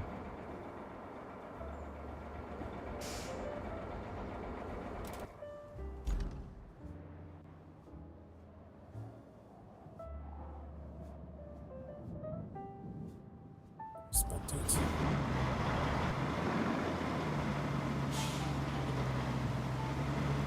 Why is the other truck slow? Is it moving? There's a little tiny bit of mud there, but the first one slowed down at that same spot. Very small amount of mud. Dude, that bridge they're going over looks incredibly unstable. It's got like black goo all over it. That looks like it's about to fall apart. Unless you're the Dragonborn, you don't even get the red flash. And yeah, you go straight to dead. That Dragonborn debuff is rough in the Requiem mod. Oh, it was a reference to, like, every Zelda game always has that annoying fucking health indicator whenever you're on your last part, and you hear it so much when you watch Game Grumps because Aaron is very bad at games.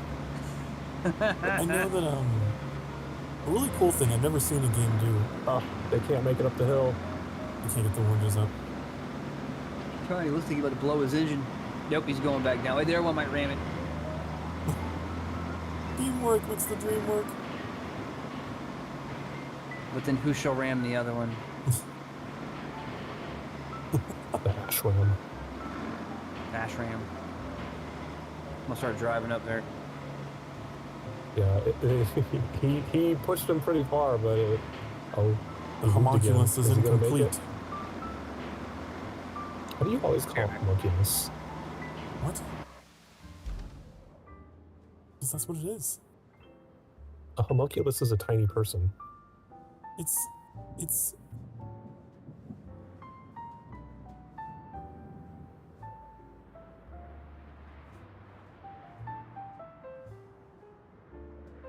Are you Googling? Hey, listen. A homunculus refers to both the mythical, artificially created being from alchemical traditions and, in a modern scientific context, a diagram representing the body's proportional sensory and motor areas in the brain's cerebral cortex.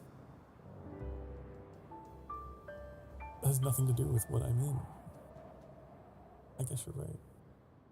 Why did we start using that I've term? only ever heard of homunculus used in Big Bang Theory to refer to a tiny person. I thought it was like a creature or something, like a golem or something. Maybe that's where our minds were going.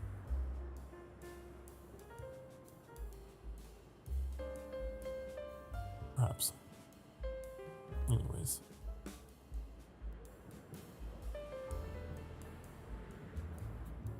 What was I saying? I was about to go on a brief tangent. Something I've never seen another game do was in EverQuest 2. Whenever your health would get low, the music would change. It was like very dependent on how much health you had left. The music would get dramatic. So it would keep from those like mini encounters where you're fighting just like a rat or something from being like unnecessarily dramatic. You wouldn't get the horn section for every single encounter? You don't want the horn section for every encounter? No, but you would get it if you were low health and you were fighting something bad for a while, then it would add more layers. I thought that was cool.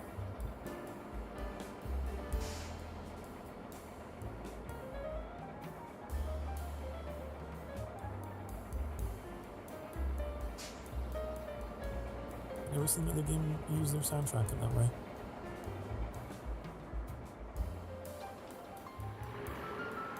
Oh, Daily left. I was like, why isn't he driving over here with his pusher? You need a push.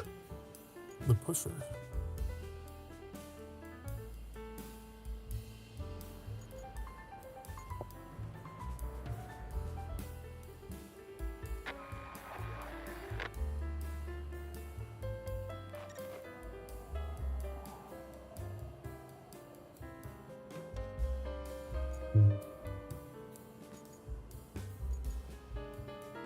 Why is it green? Did it like... Because it needs maintenance. That's how far it got. The first run that you do of a route, you only have to start from the point where it failed. And runs after that, you have to do the entire route over again if it fails. So it's green up to the point where the route fails. I was going the wrong rest direction. Of it's red. I see, up here.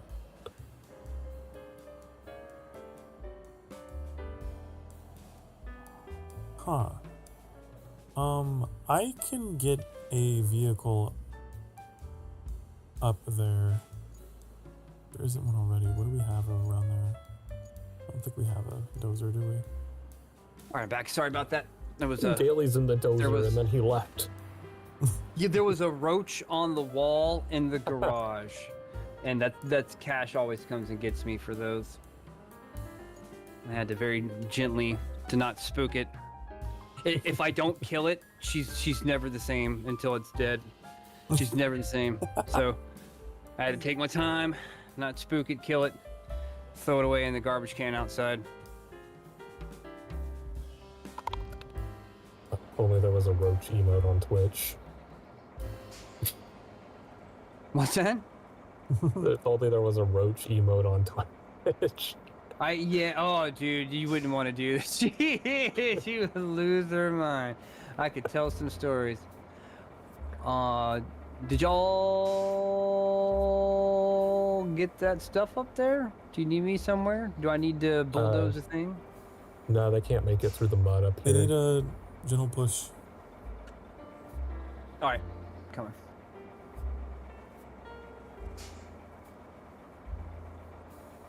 Gotta get up that hill, much like oranges.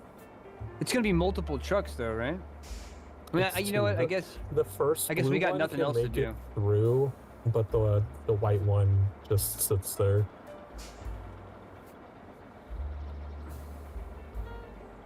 Who will push the pusher? The blue one makes it through on its own, because the way it's spawning, they both spawn on top of each other.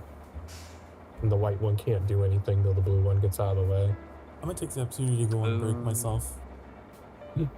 Yeah, I'm gonna have to take like 10 minutes in just a little bit here because I gotta put the kiddo to bed. Let her, now that she's older, we're letting her stay up an extra hour before bedtime. Did Kelly approve of these? Did she approve of these changes? Did you submit the correct forms? I'll be right back though. Aye. I'll start it now so the blue one can kind of get out of the way first. Oh, I see him up there, yeah.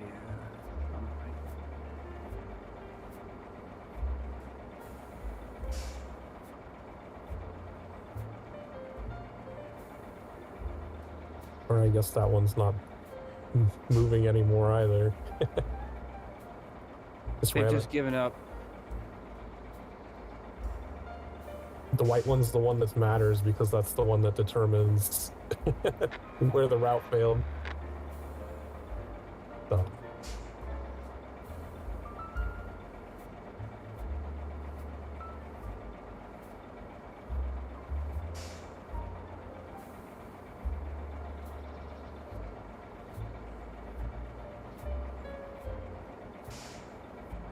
The blue one should be fine.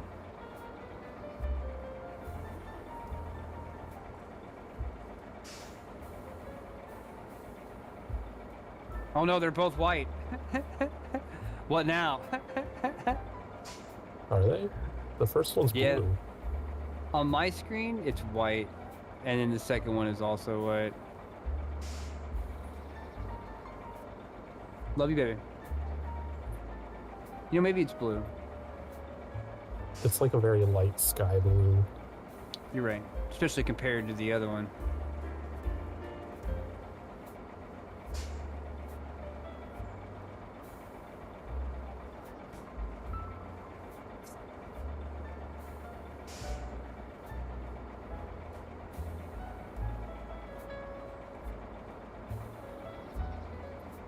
SokAni sneaking into the candy.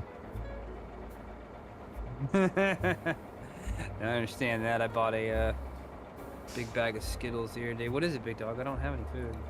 She showed up. Said, "Did someone say candy? I love candy."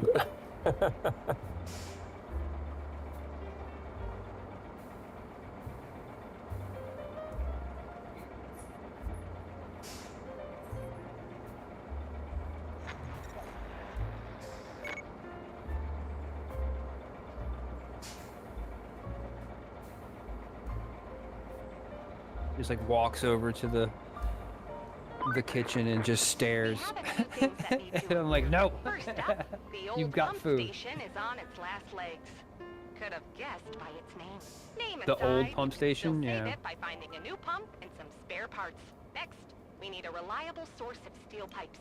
Take a drive to the Oh, they concrete gave plant us in the 3 north. new One of our missions. suppliers left a truck there, loaded with all the materials we need. Get behind its wheel and take it to the spot I've marked near the steel pipes facility. And if we want things running smoothly, the backup transformer station needs a steady supply of electricity. Drive over there and clear out the area. Then lay the cable to the main power substation. Oh, there's all the bring materials, truck with supplies. Restore the transformer stations.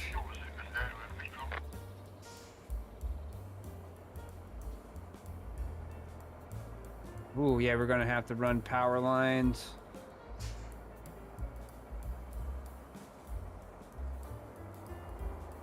It's like from where? Where's the nearest? And then it's all the way down there. Yeah, I'll start work on that. Get the I gotta clear the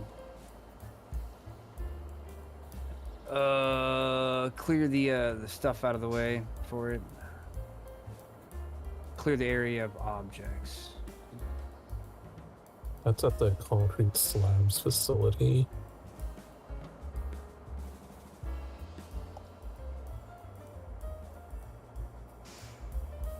I'm actually right Hello. next to this. Welcome back. We got 3 new primary objectives that just arrived. I'm working That's on good. the 3rd one. I can finally be useful. I'm sitting here in my truck eating granola bars and 3 Musketeers. Nom nom nom. Yes, Annie was like, "SokAni's digging into the candy." I need sugar. The things I was Dude, drinking were 0 sugar. I have a bad habit of doing Oh that. yeah. And then I'm like, why am Yeah, I shaking? sweet is not sugar. Yeah, sweet is not sugar. Oh, I'm trembling, huh? Blood sugar must be low. Yeah, when the body craves sugar, the body craves sugar. It's got glucose, and that's the building blocks of all cells. You gotta have it sometimes. That's why whenever you work out, if you do like a bunch of like bench pressing and like a good hour long, 2 hour long workout session, you know what I mean?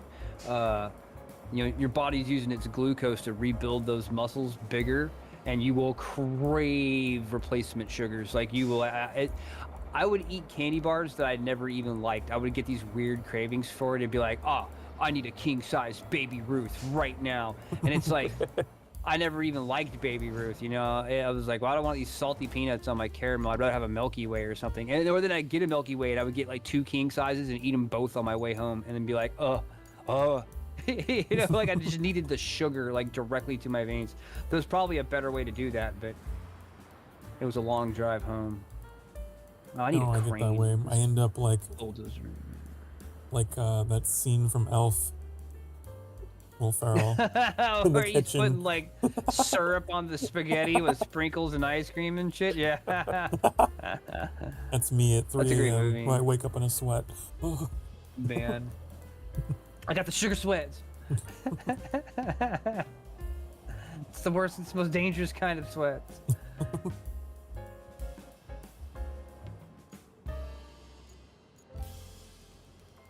But I mean, I was told I didn't have diabetes or anything like that. Like, I mean, my weight and everything is fine.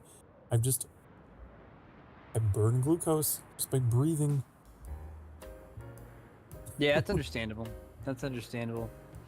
Doesn't mean you won't end up with diabetes though. You got to be careful with that stuff. But it depends on if it runs in your family.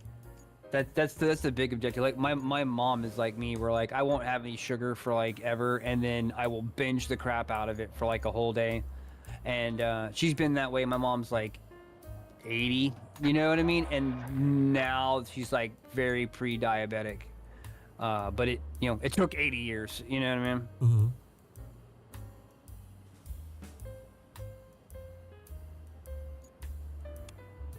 I'll tell you this, man, as somebody who worked in when I worked for Shred It, going around and picking up documents from their shred bins and taking them back to be shred.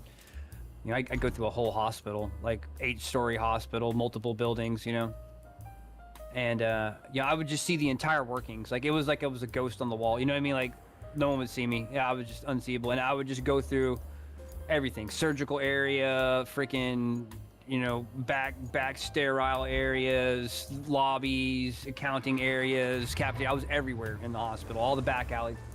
And boy, the place I disliked going to more than anything was the dialysis places, which when you get diabetes, a lot of times you have to have dialysis done. They clean your blood up and stuff. And we're talking like a couple times a week, depending on how bad it is. Those people looked so like you'd walk in and they'd all be under blankets and they're just shaking, and you just hear, oh, like groans of pain. And I'm just like, oh my God, I've never been so ashamed to be like healthy, to be like young and healthy and stuff like that. And I just tried to like be the most disappearing person I could. And I would get it and get out of there. It was terrifying. I'm like, I'm never eating a candy bar again. Like, I don't ever want to have dialysis, dude. People would they'd just be like shaking and freezing, because it's cleaning their blood. It's like taking their blood out, cleaning it, and then putting it back in, and just like groaning in pain. Too weak to scream. You know what I mean? Like they would be screaming, but they're just too weak to do it, and I was just like, no thank you. No thank you, please. No thank you. I could never wish that on nobody. Really work in a medical field. I think I get too queasy. Yeah, that's why those people are heroes, man. Those people are definitely heroes. See, my previous partner had to be on a dialysis machine for a couple of weeks because he was a heavy drug and alcohol addict, and most of his organs started failing. Oh, rough, man. Kidneys and stuff.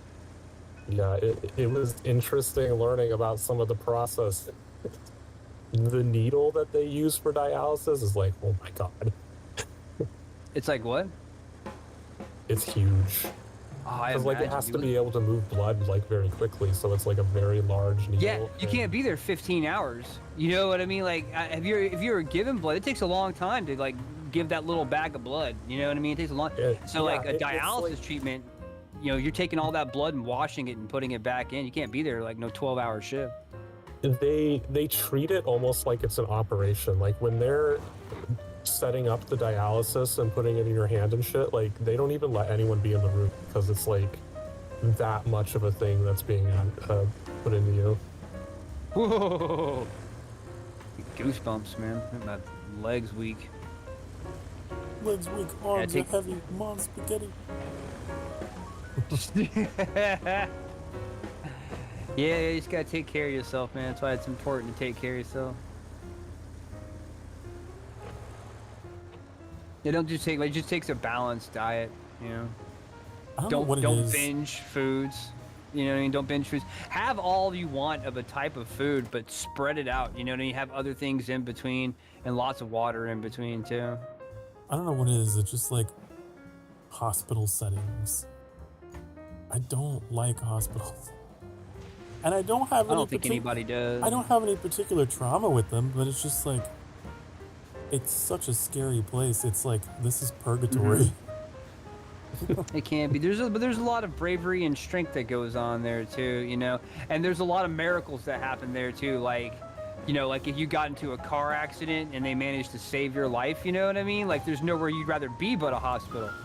You know, like, so it's like an airport. There's a vast range of emotions that happen there. There's hope, anger, joy, fear, concern, relief. You know what I mean? It's like an airport. There's so much coming and going of hearts and emotions there. I found it fascinating to ghost in between the rooms and hallways. You know what I mean? Like, if it ever got uncomfortable, then I just wouldn't empty that shred bin. You know what I mean? I just do it the next week. You know what I mean? Like, I made sure everything was done so it survived another week. You know what I mean? And I only had to do like 300 of them over the course of freaking 2 days. So, you know, if there was one that I just like, if they were really crowded in the doctors and there was an emergency, you know, I wouldn't be like, excuse me, shred it. You know what I mean? Like, I would just move on to the next room, and they understood. They had 300 of them there. If one shred bin was full, they just go use the one in the next room over. It was fine. Your HIPAA documents are safe. It's not something I really thought about, is the amount of shredded paper. I think the 2 nights that I worked security at hospitals were probably some of the weirdest shifts that I ever had for security. Oh, it was so spooky. I couldn't do that. I could see. It's like a horror movie. Dude! Like, oh, okay, so did something happen? Well, no. Like, both of them were because they were working on their fire panels, so the alarms were offline, and legally, if your alarm is offline, you have to hire someone to walk around and make sure there aren't fires. So that's what they hired us for. Oh, okay. But one of them was just, like, walking around the hospital. It was middle of the night, like, all the lights were off in all the operating rooms and shit. The second one was, it was only a part of the hospital. They were building a new psych ward at the hospital, so I got to hang out in an unfinished psych ward for 8 hours. Oh, that's terrifying. Yeah, it used to be an orphanage. Like, oh my god, until the fire. You know, now it's a psych ward. That'd be creepy. Yeah. No, I love ghost stories. I love supernatural horror and stuff like that. Love Halloween. Love talking about all that stuff and listening to people's like testimony and their stories and ghost stories. Love all of that stuff. I have never in my life seen a ghost, but I guess it'd be like 2 years ago now when I was doing the Sacred Heart Hospital, old hospital, like one of the old, I think it was made in 1917, and they just kept adding to it. There were 2 instances where I felt like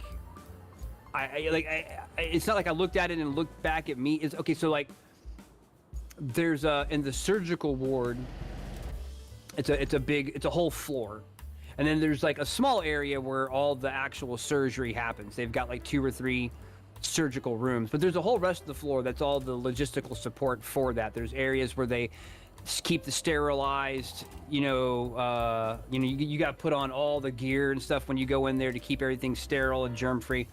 And there was this hallway. It was like a square hallway, and in the middle of the square was a series of offices, and I would go around the square outside portion, and and I'd stop in each room and get it out, and I'd make the loop and then leave the way I came. And that area is pretty much like there's barely any foot traffic down there.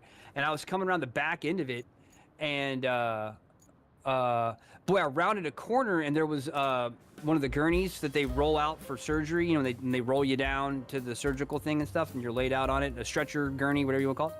And man, when it's like a 90-degree turn into a blind corner, and I rounded the corner, it was just sitting there up against the window.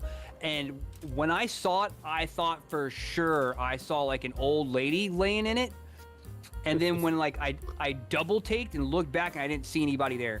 And there was the only reason I thought of it, because it was a visually quiet area. There was the green walls, the white like marble floor, and the window and the gurney, and there was nothing else. Like there wasn't like the color level wasn't loud. There wasn't a lot of noise so far as like color and texture. It was very plain. So to see something like, there was only like 3 colors in the whole thing and 3 patterns. So to see something different, it was very noticeable. And I jerked back and there was nothing there. It was an empty gurney. And I'm like, okay, that could have been anything, but like it really got me for it spooked me for a second, and I thought about it all day.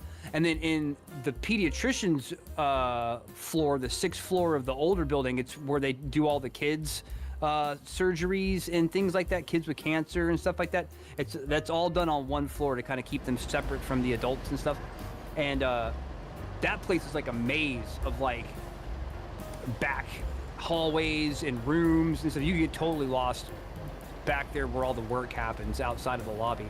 And you know, I had to have like a map that I hand drew to find my way to all the different shred bins through there. There was probably like 40 or 50 of them through on that floor alone. And so I'm going through, and there's all these people that are always there. And there was this one hallway that would just go down to a dead end. And the nurse manager, like the head nurse for that section, that was her office at the dead end. And so she had a shred bin down there that was all her own. And when I'd go down that hallway, I'd take off on that passage, go through the maze, and then there was just that hallway. And there was like 3 rooms on the left and 3 rooms on the right, and then hers was at the very end of the hallway. And that last 3rd room on the left, every time I would go there, I would slow down because I knew it was coming. There was nothing in there. It looked like a dentist chair and a window that looked out onto the city from the 6th floor. And every time I would go past that doorway, out of the corner of my eye, it would look like there was a kid looking out the window next to the blinds.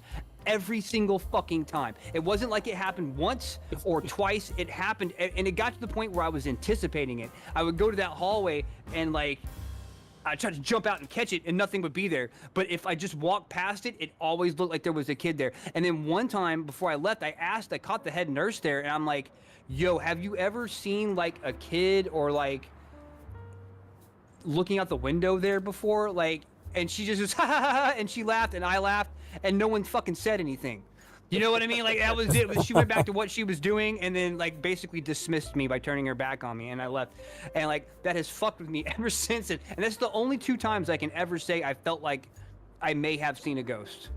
And the one with the kid was the most egregious one, because it didn't happen 1 or 2 times. It happened like 15. Every time I went past that room, and there was nothing in there but carpet, a chair, and a countertop. It was a very small room. That's all that was in there. Mm-hmm. Got me every time. Never a person, never any like a bunch of clutter. Carpet, chair, walls, window. Kid, ghost kid. That's the end of my stories. Those are the only 2 ones I have. I personally am not like a believer in active hauntings, but I feel like maybe there could be some scientific phenomena, like, what do they call it? Like if a place just has memory, you know? Yeah. Yeah. Like there's not an actual entity there. There's not a person there. It's just the moment frozen in time. Like the emotion absorbed into the walls. Who knows? I mean, I know people that think they've seen demons, so like they don't even, it's not even a maybe. Me, I'm a maybe, because nothing reached out and touched me. You know, the temperature in the room didn't drop and I couldn't see my breath. It wasn't anything like that, but man, like the fact that it was a predictable pattern, that's what started getting to me, is that I knew, like, I would be at the end of that hallway and I'd be like, I'm gonna see that shit out of the corner of my eye whenever I go by. I know for a fucking fact. And I would go by, I would see it, stop, look, nothing there. And I'm just like, oh my god, why does it fucking keep doing this?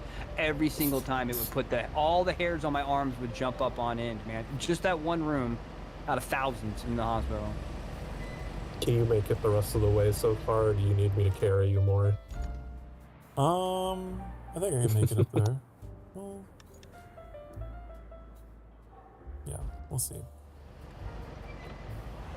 I need to track it. I don't know why it's not tracking it.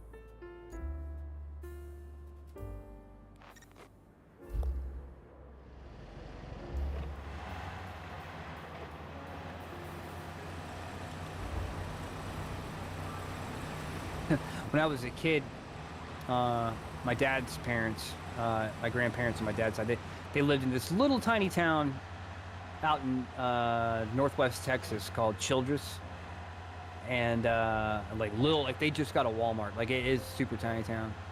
And I mean, I must have been 6 years old. We were down there at their house and everybody was gone and they left me by myself there. And I turned on their TV and started watching Tales of the Crypt, with the Crypt Keeper and stuff like that from back in the day. Mm-hmm. And man, I'm watching it. I'm like, man, this is cool. No one can stop me, you know, because they wouldn't have wanted me watching that because it would have scared me. And I'm watching it and I'm like, oh man, this is awesome. And then it started getting kind of like spooky, like it was really starting to scare me. And like I hear a noise and I turn around and look behind me and I see this wisp of like white mist like curling and smoking, like you could see the kitchen from the living room, and there was like just like a little bar counter, so you couldn't like see anything in the kitchen, but you could see into the kitchen, but the bar counter cut off everything from like halfway down. And I'm looking at this wisp coming up from behind the bar counter. I'm like, oh my god, I'm looking at a ghost. And I was like frozen in fear, like I couldn't move for like 30-60 seconds, but it felt like 5 minutes, you know what I mean?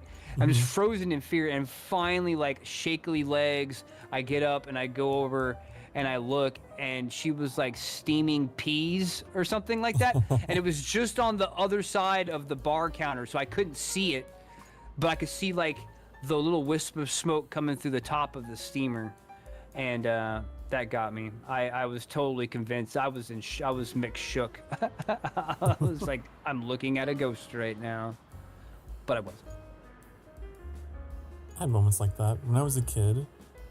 My sister had like this doll that would sing like a bath time song, and I guess its batteries were getting low or whatever, and it would just like go off in the middle of the night, be like, bath time bouncy love to like, No. like oh no. And we'd like scream for dad to come in. And they shouldn't be set to autoplay whenever the batteries come back on. So it's like powering off and then back on, and it's doing its default run. You know what I mean? Like, that's horrifying. There was a lot of that back then. A lot of battery powered toys.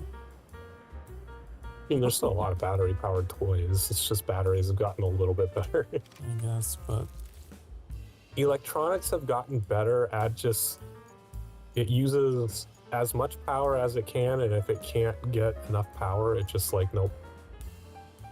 No, yes, that's how it should be. Oh, I gotta move these things too. All right.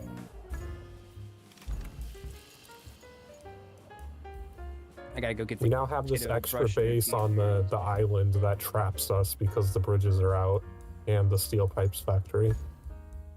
Oh, do you have to go daily? You said. Yeah, here in just a second, I'm gonna have to go get the kid. He just has to go put the kid to bed. He'll be back. Yeah, yeah, I ain't leaving. You ain't It getting doesn't rid of mean me he yet, has to either. stop streaming. No.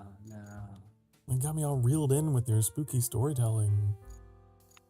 That's all you get. Now I'm leaving. That's good stuff, though. I love it. Those are literally my only experiences. There's been plenty of times when I've been like, I've creeped myself out watching something or reading something. But those are the only times in my entire life I could say that I've had like ghostly experiences.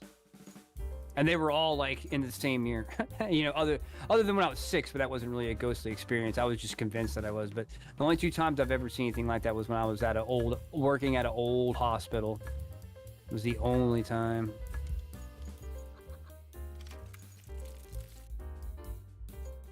You got a dip? All right, no, all right, Dubs. You have a good. I almost called you Nips. I don't know why. He's gonna dip, Dubs. He's gonna nip out.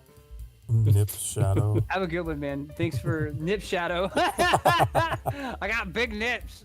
They're really big. They cast a shadow. I got a Now 5 o'clock Nip nipple Shadow shadow. and Emerald Nipster. Emerald Nipster? Oh, that's great. Oh, Nip yeah. Shadow. There's a clip of that. I remember. Dude, her nipples were so big, you could use them as sundials. Oh my god. I knew what time it was instantly. Tell Tell time. What was I doing before this moment? Oh, I was trying to get the cable layer. That's what I was doing. I want to buy one. I got the stupid one. All right, I got all the blockage moved. I will be back here in just a little bit. Okay, guys. All right. Stay tuned for more stories from After Dark. Stories from Daily. Rest in peace. How do you turn your engine off? Do they have a thing for that? Did they have, I like, could a have turn sworn your they engine off? added an option for that. Because people kept requesting it. Yeah, I thought they added it too. I'm gonna Google it.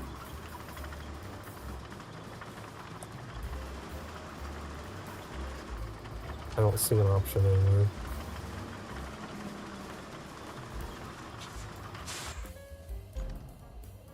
Hold on your parking brake for 3 seconds. That's obvious. I'll be back.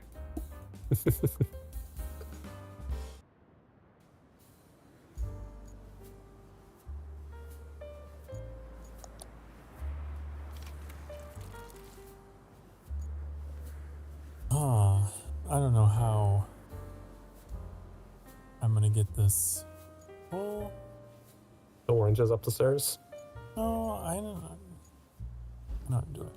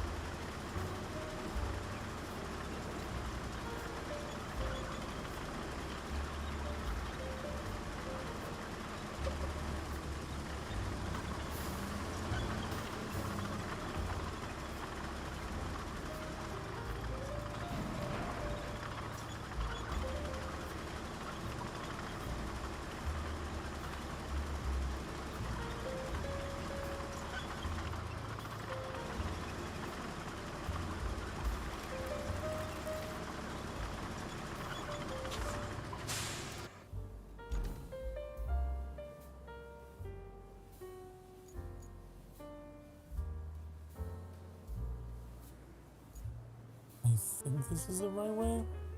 Hold on. Restore transformer stations. From there.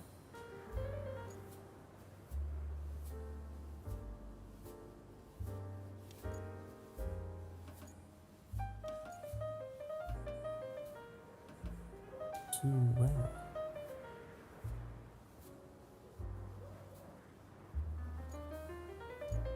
I don't know if I can get a power line down there. Why can't we just build elevated power poles? That would make too much sense. Why do we have to go digging trenches through swamps?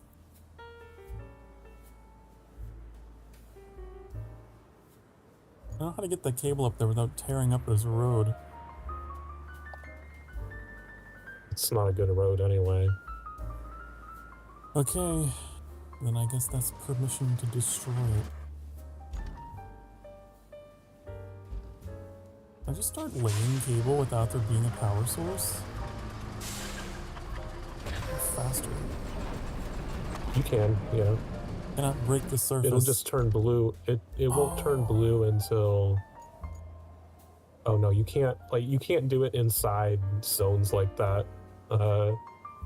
Buildings and pavement and inside facilities is forbidden. Okay. Oh, I can't tear up this road. I think there's a dirt road. Where are you going from? Where are you? There's a power station next to me on the map. I don't know where here is. The Municipal. municipal transformer? Yeah. I think there's a dirt road. If you zoom way in, it goes down that Are hill. you trying to connect to that one to the power line? I am. Well, yeah, I think so. That one's not the one that we need for the mission. Or is it? Oh, I thought we were going to the backup transformer up north. Good luck with that. Well, thanks. There is a road up there that goes down that hill, though. Yeah, I Like, it figured, wouldn't be a super hard path. figured that was what it was.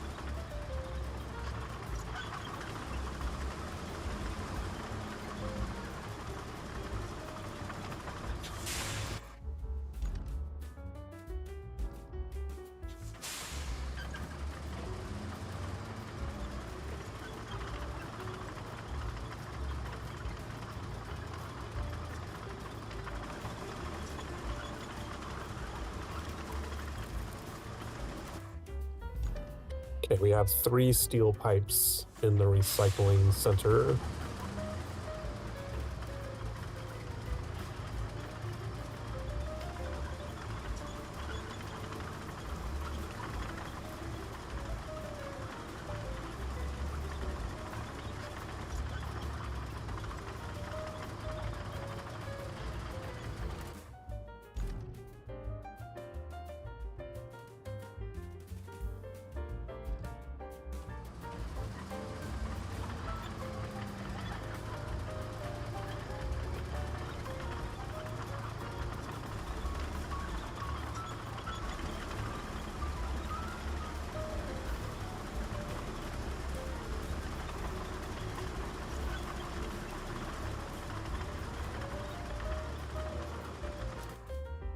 Okay, so I'm here now.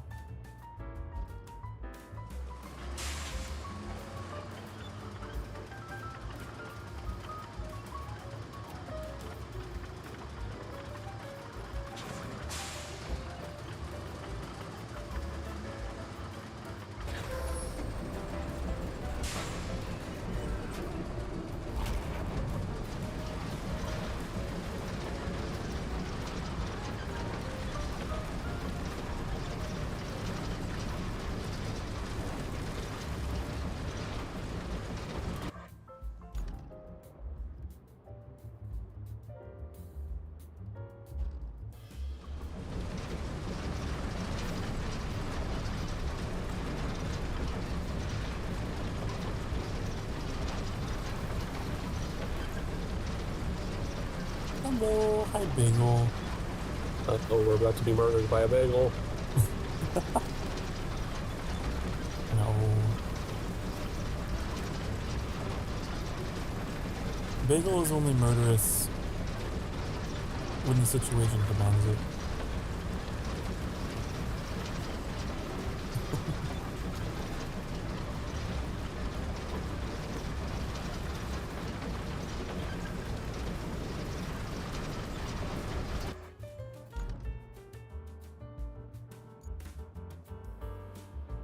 I think I just take this over.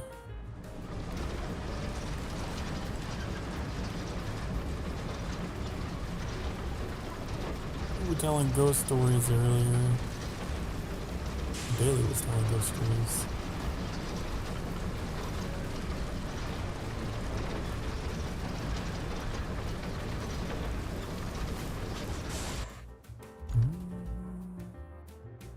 Just popped in to say hi. I need to go to bed. Have a wonderful stream. Well, have a good night's sleep, Bagel. I really appreciate you stopping by. Night night. Dream of bagels. And bagel knives. Bagel knives.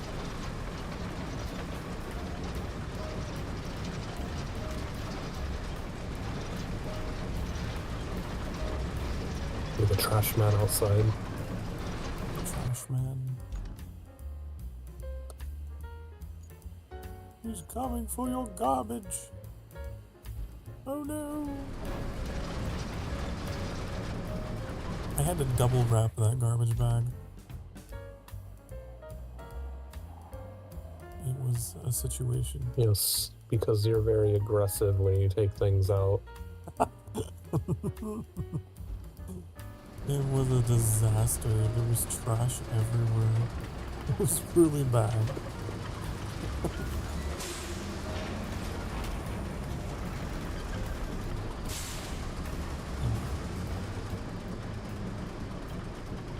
I might be stuck, maybe, I don't know.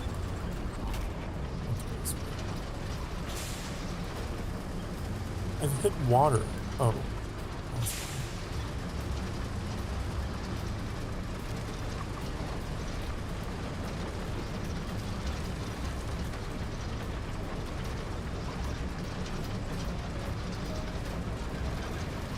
Okay, alright. I guess this is just how we're...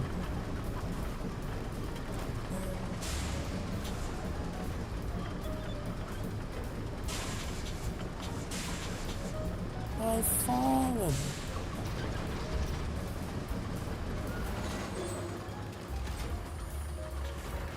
My engine is flooding.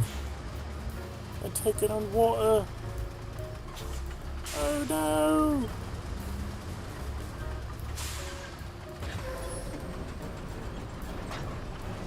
Oh, there we go.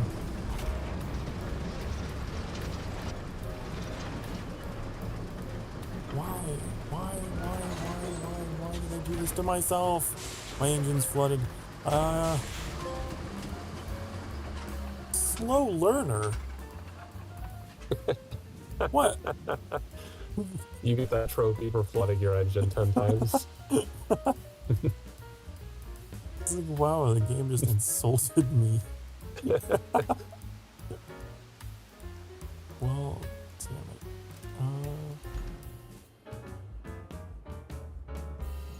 I was thinking maybe I could...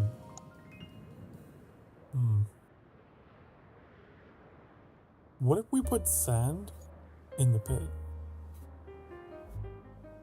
And then put cable through the sand. Can we do that?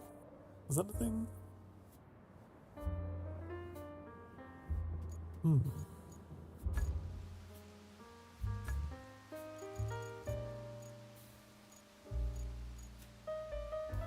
I think so. I'm going to experiment.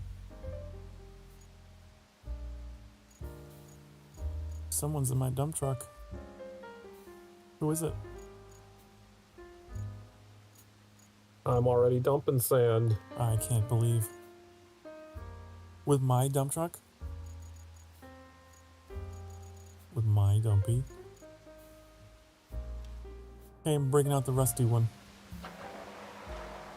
I'm almost done. You can have it now.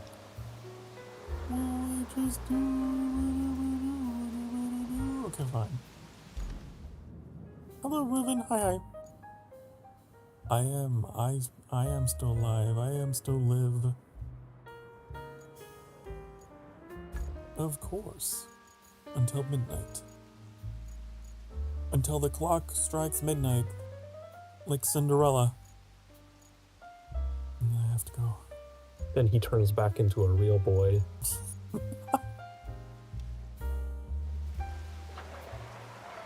I go half demon to full human. Gonna be a real boy, Geppetto.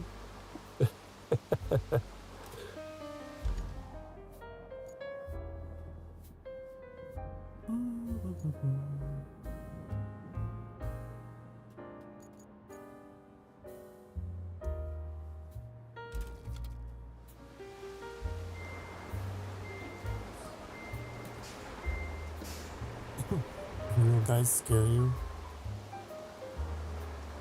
I feel that. Just the real ones, though.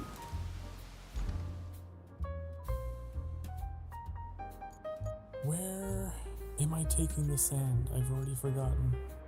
Oh! Ooh. Gotta take it back this way.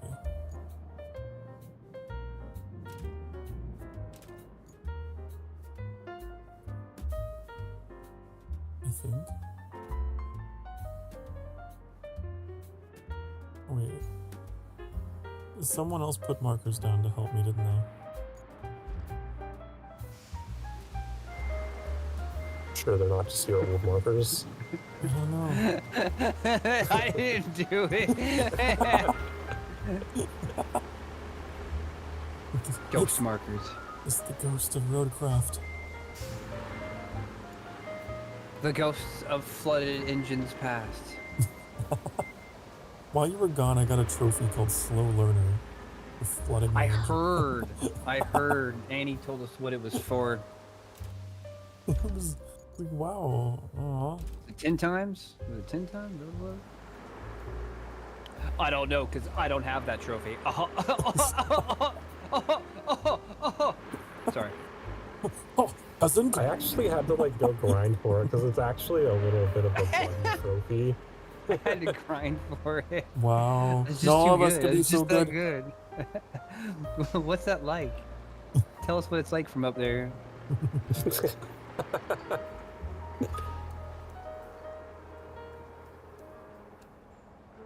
Dude, the flooding in the middle, like when you pull the map out, like the center of this place is like underwater. What's up, Sleepless? Coming in with the Oat Redeem. Coming in with the Oat Redeem, live from the rocket chair.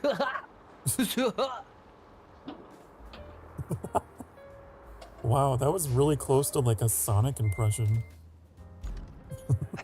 So, I thought he was going for Rowan. There was a little bit of Rowan and a little bit of Sonic, not intentional, but yeah, it was like a Rowan cadence, but I didn't have his accent in there at all. True. Bust a sandwich.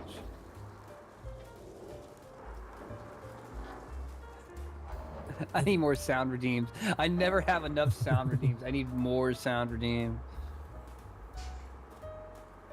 I think that was one that Larkin redeemed during the one of your breaks. You had the alien heads up and like this scary music. It's just The like, what music? You just like that scary, eerie space music. Oh yeah, it was And a then- soundtrack from Mechanicum or Mechanicus. That's what it is. Super good. And then that sound redeem came on. It was like, wow, this is humanity. It really is. It really is. Just chilling right on. This is what I we're don't know. The road defending. trip to Boosie's is fantastic. What do we got going on? We laying cable. Oh, did y'all finish that? No. No. Yeah. No. He has to drop some sand to get past a certain part. Oh, I think I see the flooded cable layer out there because it's like it looks like it's underwater. Yep. I am just laying some asphalt to improve this route so we can get our concrete slabs since it's still failing. I will say, at least the steel barriers are low to the ground. In SnowRunner, they were high. And I always got stuck on them.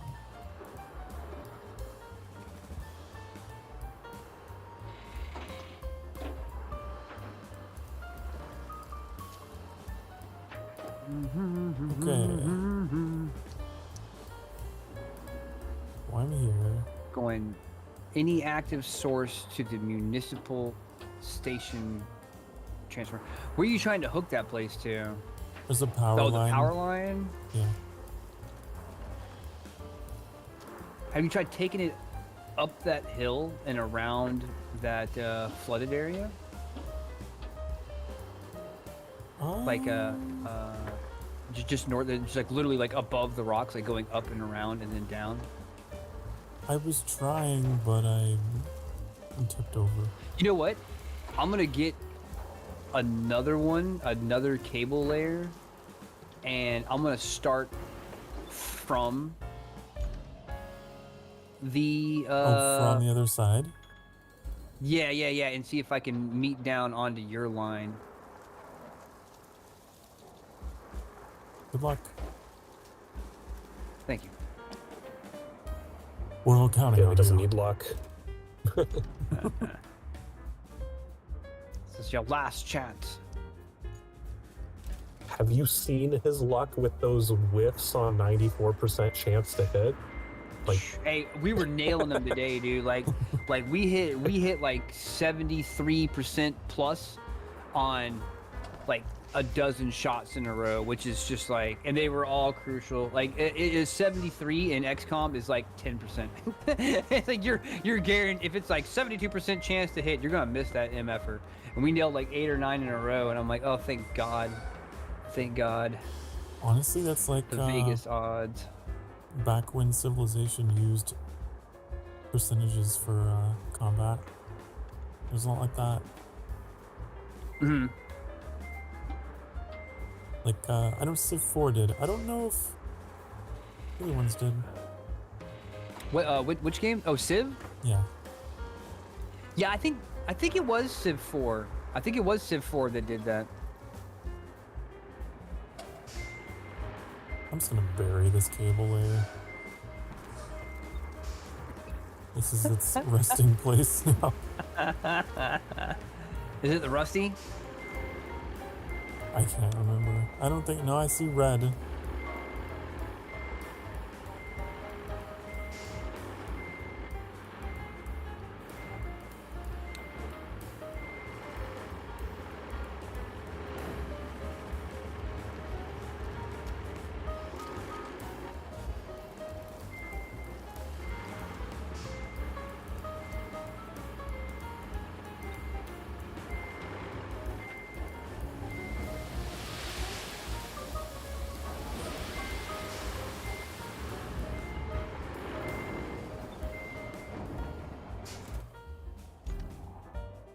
Okay.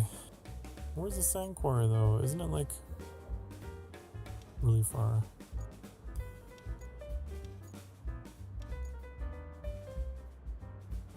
No. I'd have to go back up the hill to get sand. No.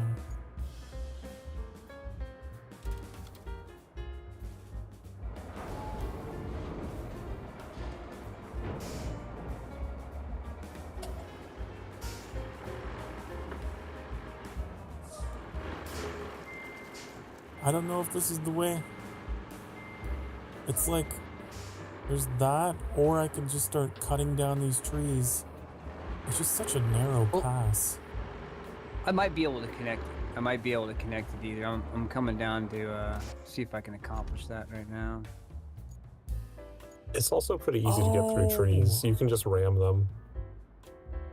Oh, I'm stupid. There's a road. Is that what you were talking about, Daily? Let me look over on Muse real quick. I'm just gonna like light it up with flags. There's a road that goes up through here. A path. Unclear. Oh, I'm sorry. Let me get out of your way. Oh, I didn't know you were coming here. Yeah, just heading down. This is the fastest route down. So, knowing that,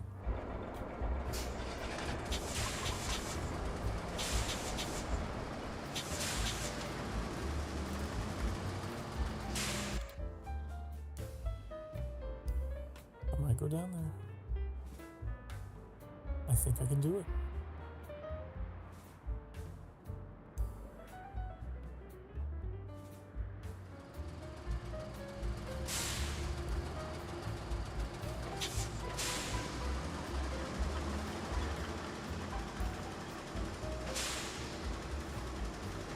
Where's that power? Oh, I need this one right here. Take it. oh, why are my controls inverted? Why is there a horizontal inversion?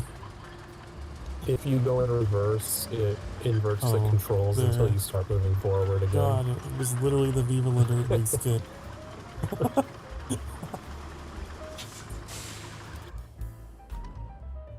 I love how easy it is to reference them for everything. It just goes to show they know their material.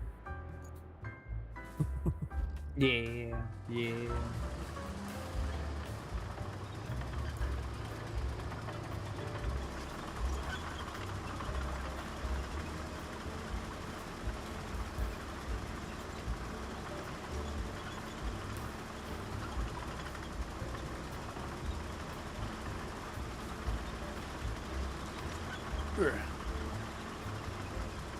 It's getting stumpy out here.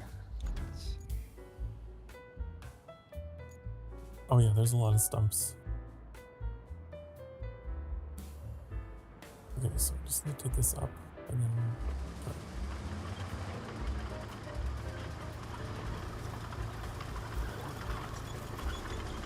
Can I get? Oh, never mind. Disregard.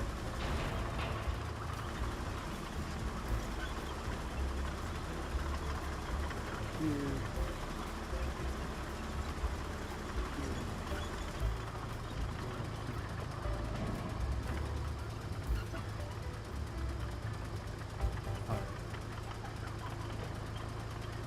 The right. Yeah.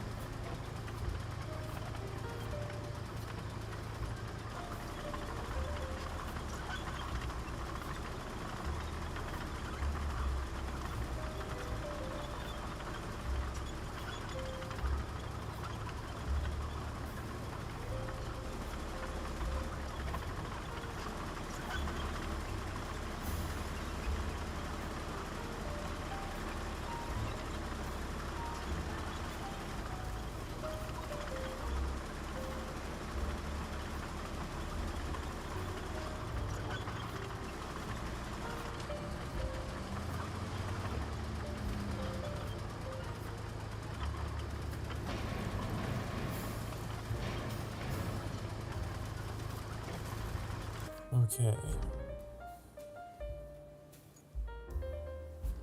I don't know where I'm going. This is not. Can you scoot your dumpy out of the way? You know what? I might be able to get around it. Hold on, let me see. Bam, done. Done. Power should be restored.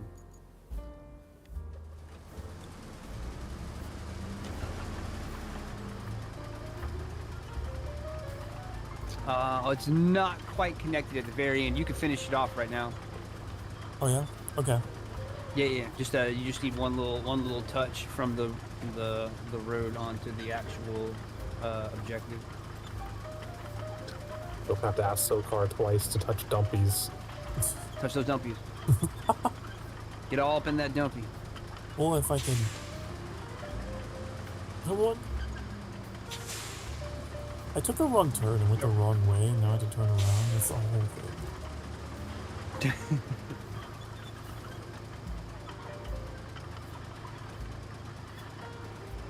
There you go, bust it open. Oh, you forgot to turn on the thing. Go back.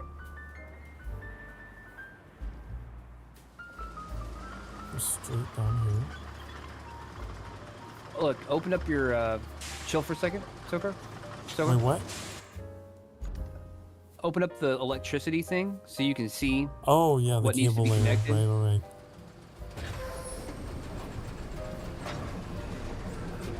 Oh, it must be going blue all the way up.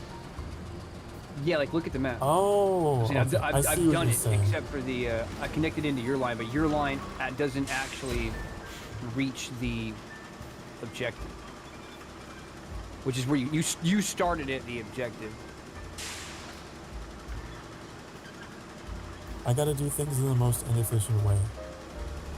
It's alright. It's alright. We got this. It's the scenic route. The scenic route. I always tease him because whenever I ask him to do something, he always finds the most complicated way to try and do it. It's alright. Oh yeah, it's literally just like right there.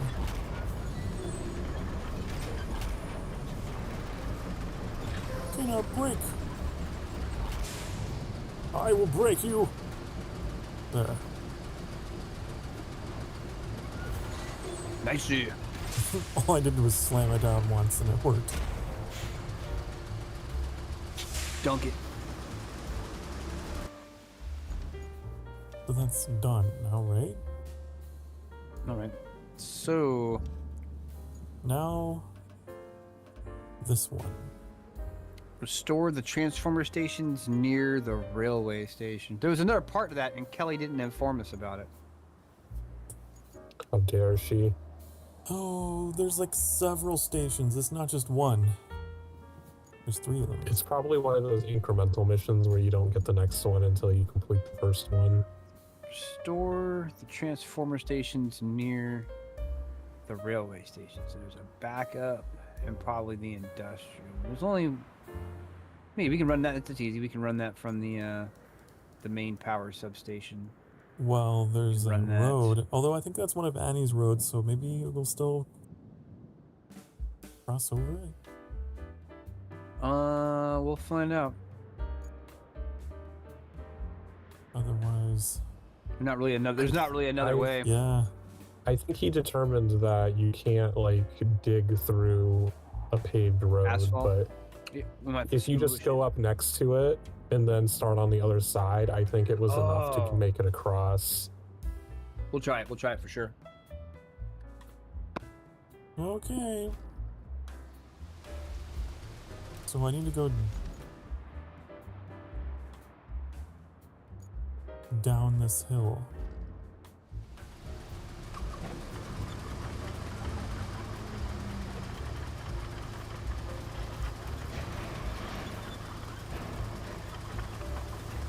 I'll tell you what, Sokar, I'll start from the top and meet you in the middle. Okay. You How start about- for the let me main get- power? Or Hey, can we get rid of all the flags real quick? yeah. All the blue flags? Get rid of a couple of mine too that I had there. Got a bunch of them near the main power substation. Yeah. Yeah, I'm thinking if you want to go to like you leave the main power station and go like here and then up to like here, Okay. and I'll come down from this backup one, the objective. I'll come down from like here to like here, and maybe I'll meet you like here somewhere, and we'll see if Okay. we can connect them together. And you really need like a Microsoft Paint, just like arrows. Dude, I bust out paint on my stream. I will not hesitate to bust out paint on my stream. I will not. Oh, I was drawing the diagram of the Tyranid invasion into the Imperium of Mankind on paint the other day. It was good. Wow. History lessons on Warhammer with Daily. Yeah, I had to bust out the bulletin board.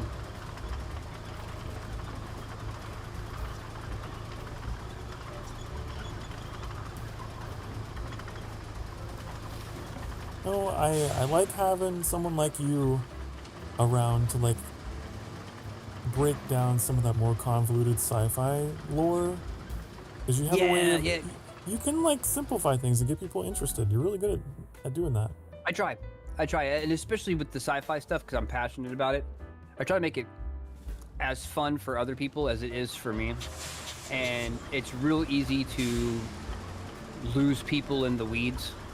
You know what I mean? Like all it takes is 1 or 2 strung together words, and you've lost their focus. And I try to keep that fun. Know when to shorten it up. But it's only because I love the materials so much. Like that's really just because I love the materials so much. I don't think Annie or I would have shown any remote interest in XCOM before came along. Sometimes, and I learned this with MMOs. For Sometimes me, it wasn't so much the like lack of understanding. It's like I had a completely wrong perception of what XCOM even was. sometimes you need that person to show you how to have fun playing it. You know what I mean? Like, because some of these games are so obtuse, it's not immediately obvious where the fun is, and it just takes someone. You just lay eyes on somebody having fun playing it, and you're like, oh, you know, I could totally get into that. Oh yeah, that's very true. I've had people say that about my games that I stream. Yeah. If you're having fun, fun is contagious. And we're into it. I used to not know how to. I couldn't find the fun in playing solo in an MMO. Mm-hmm. Like I had to have Ultima Online levels of diplomacy and you know, drama going on in order to think I was playing an MMO. And then my old roommate Shane, like he would play with me, but he pretty much just kept to himself, and he loved like tracking numbers and things like that. And he would get on like WoW, and he would just play by himself, man. He loved going out and just immersing himself and running the numbers and seeing if he can get more damage out of a weapon, and he just loved it all day long. He'd sit there with his notebook and do it up, and then if he had to go do a dungeon, he'd be like, Lee, you want to go run this dungeon? I'd be like, yeah, man, come on. Or if I asked for help, he'd come help me or whatever. But I didn't get it until I'd sit down, we'd be smoking a bowl or something like that, chilling out, and I'd watch him play, and I'm like, that looks like a lot of fun. I should play it, but it's like I play that game. Like, why am I not having that fun with that game? And then like I try watching, I'm like, okay, I see where the joy is, and now I really like. I can totally play an MMO solo and find just a different level of fun than playing with other people.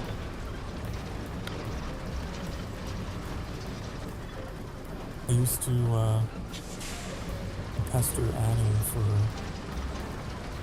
like playing stuff like Power Wash Simulator and Farming Simulator and all that. It's like, how can you have joy out of something that looks like a chore? I don't get it. But then then I got it. Those are definitely games that are not obviously fun, right on the nose. You gotta have the right mindset coming into games like that.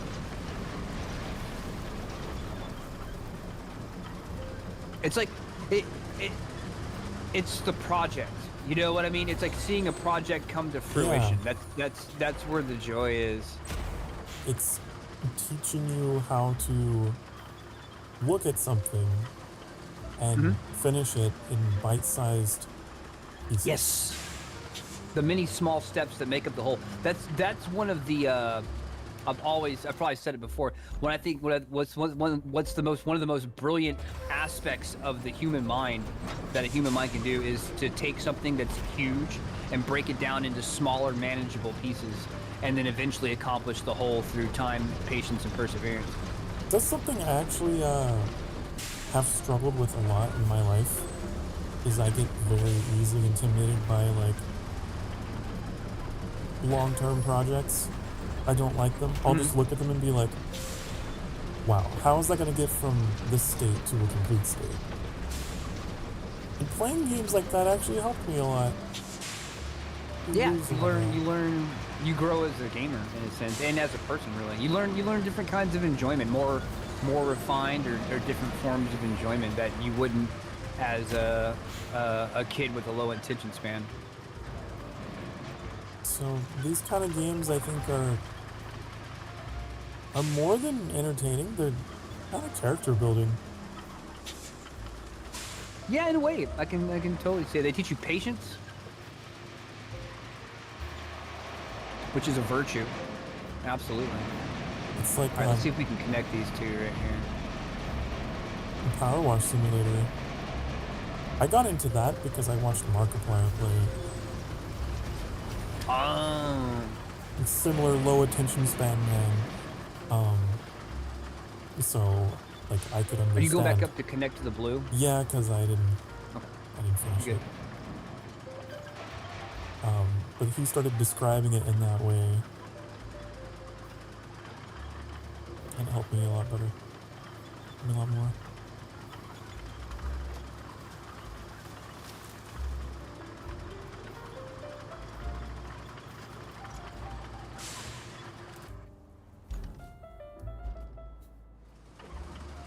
It's like getting And into there's something to be said for a slow burn game. You know, that's like that's a different kind of thing where the joy comes in increments, but it leaves you something. You can't do it all in one sitting, and it leaves you something to look forward to. Yeah, that's the other thing. If you think of those kind of games as like, this is a campaign. Mm-hmm. I'm not gonna get this done today. But that's the joy of it. Then it's like, oh, okay, I know what this is about. Because, like, I'm familiar with playing a lot of Paradox games. Like Stellaris, EU4, Crusader King, stuff like that. And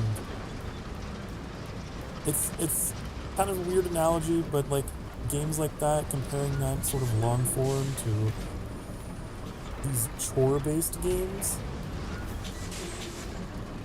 it helped me understand it better that way. And I like some of those games because you can break them up into little pieces. Like, if I get tired or want to go do something else, like, I can just stop. Whereas, like, when you play a game like Stellaris, it always feels like, oh, I can't stop because then I'm going to forget everything I'm doing and then the save file is just going to be complete waste. That's to definitely a thing. That's definitely a thing. You kind of got to like laser focus on those games. Yeah, those factory like, games.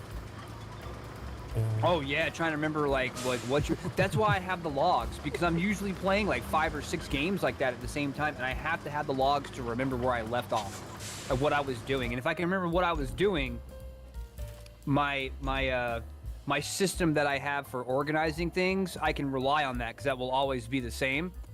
But remembering the little details of what I was trying to accomplish, I can't remember, because there'll be 7 or 8 things I'm juggling at once throughout like 5 or 6 games. I just can't remember all that, man. So I got to have a log for each game, and it helps me immensely. Otherwise, it's too intimidating. I got a Baldur's Gate 3 game that I didn't make a log for, and now I'm going to have to start it over again. And it's going to be like the 4th time I've started over Baldur's Gate 3, and I haven't even gotten past Act 2 yet. And like now I'm just like, well, I'm just gonna not play it for another 2 years, you know, and come back to it fresh again, because I keep seeing the beginning over and over and over again, and it's cheapening the effect. I would do that with a lot of 4X games, though.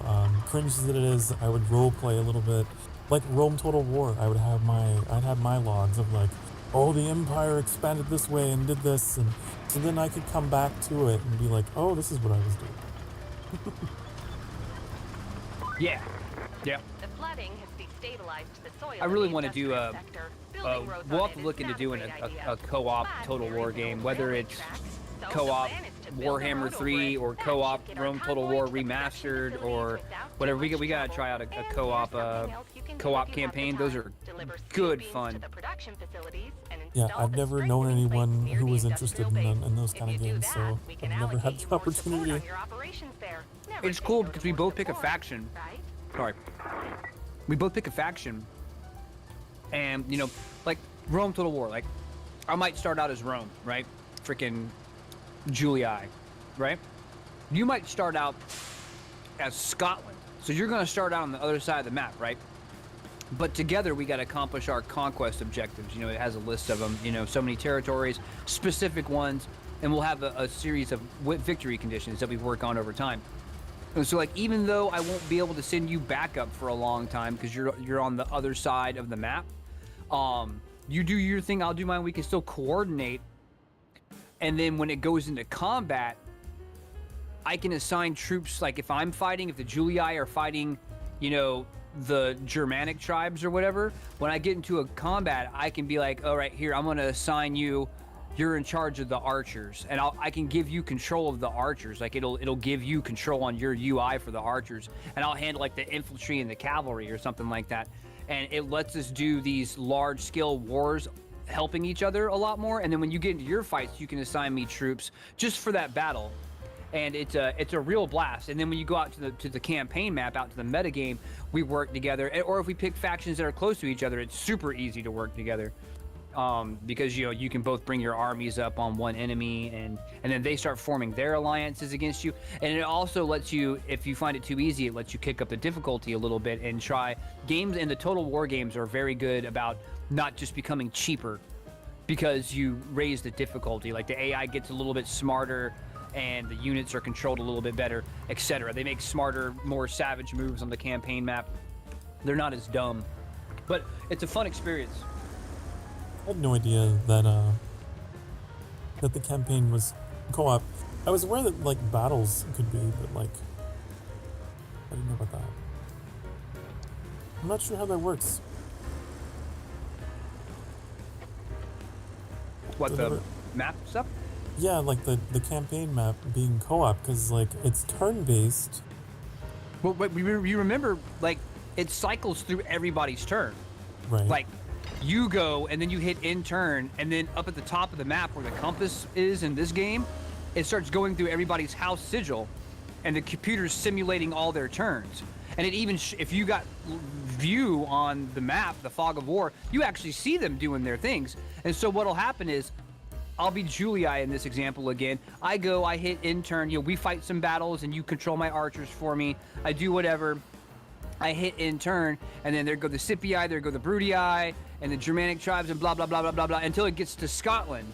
And then it stops, and now it's your turn. And I can come watch you move your units, or I can just, like, look at mine. You know what I mean? I can look at mine and stuff like that. I can go over the map, and since we're on the same team, I can see your Fog of War. So I can watch you move your units around, and, we're talking in Discord the whole time, so it's not like I'm just twiddling my thumbs or whatever. Yeah. I used to play cooperatively with Annie and would drive Annie crazy because I would take too long. What game? I think it was Just Annie Stellaris, game. wasn't it? Or was it Civ?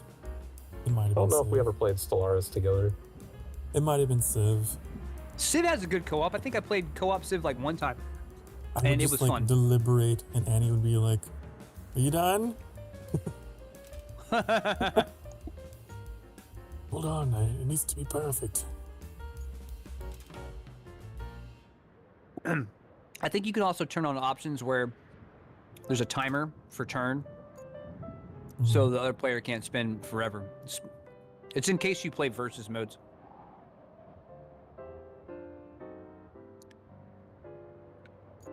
So we got the cable laid here. Is there another part? Yeah, it looks like it. I was trying to bring A this, side mission too. bring this generator down because, Kelly wants us to steal more generators. But Just a little thief. this is just a scout vehicle. Gotta And it build a can do it. road. It's just slow.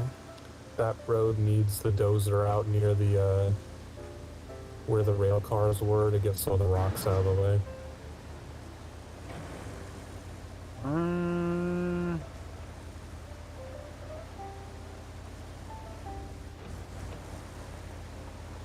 Talk about this road that goes along the railroad tracks. Yeah. There's a couple of rail cars Oh, I out see there 'em. that I already pulled off Yeah. the road, but there's a bunch of rocks there that are I still see. Yeah, kind okay. of covering everything. I'll get on that. I'll get If on I that. had known they were gonna make us build a road there, I would have finished clearing the rocks out of the way. No, you're good. I'm on it. I'm gonna get the rocks right now.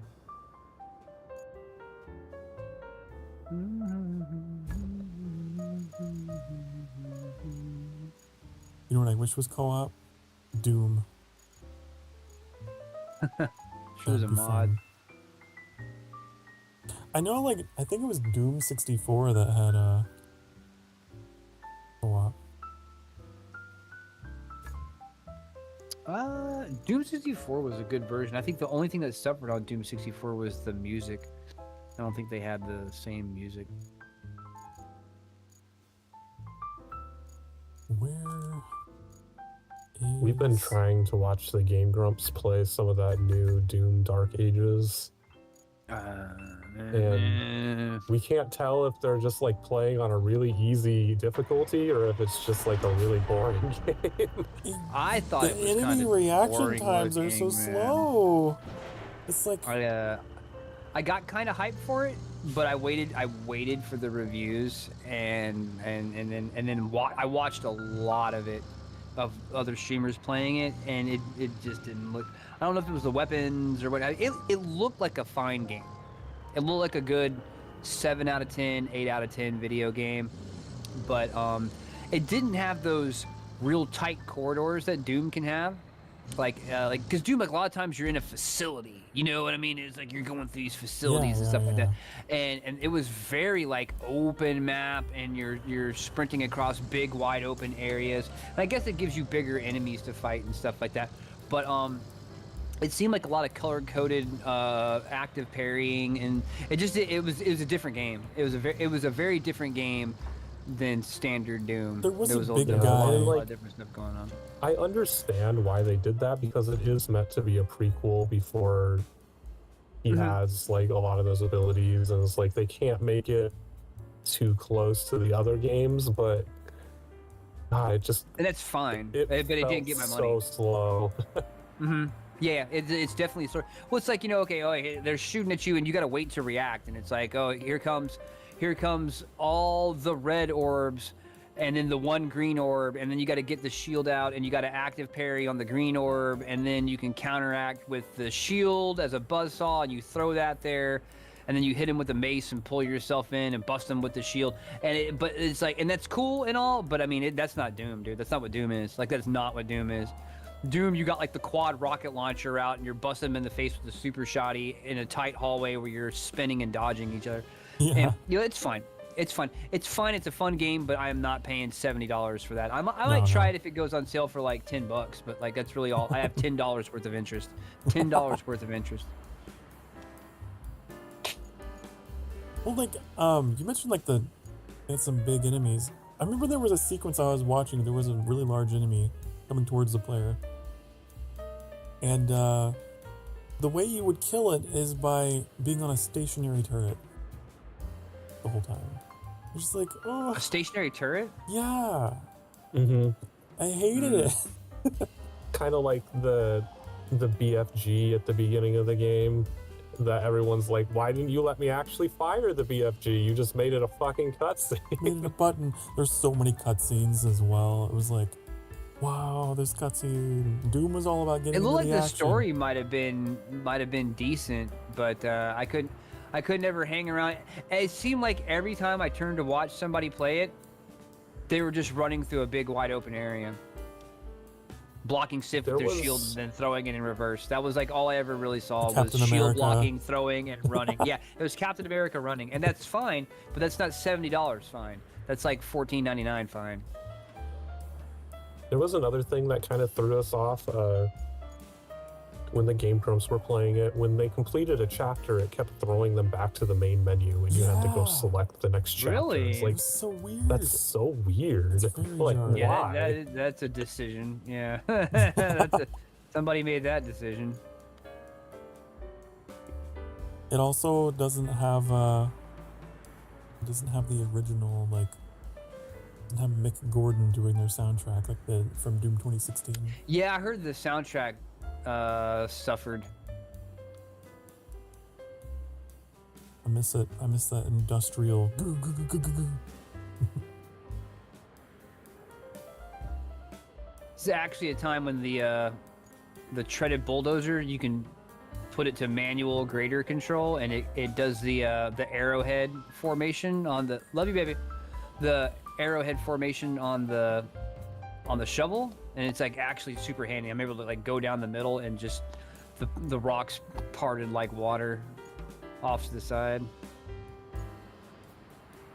Moses has nothing on that vehicle, is what you're saying? That's right. That's right. Moses. I'm trying to figure out how am I get up there. Oh, that. Yeah, I keep forgetting that upgraded dozer has that ability. Yeah, it was. I hadn't ever really found a use for it until like it came to pushing rocks out of the way. actually. There's a couple more rocks further down next to the water that are like slightly in the path. Oh, I see it. I see it. I see it.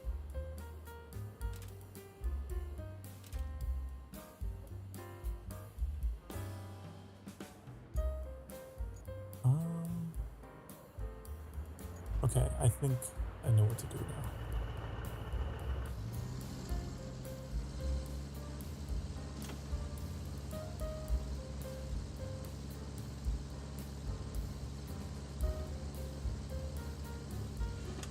Alright, that should be good. Hello, Trinity. Welcome back. I should probably go park the bulldozer. You can put it at either end. Oh, at either end? Okay, yeah, cool, cool.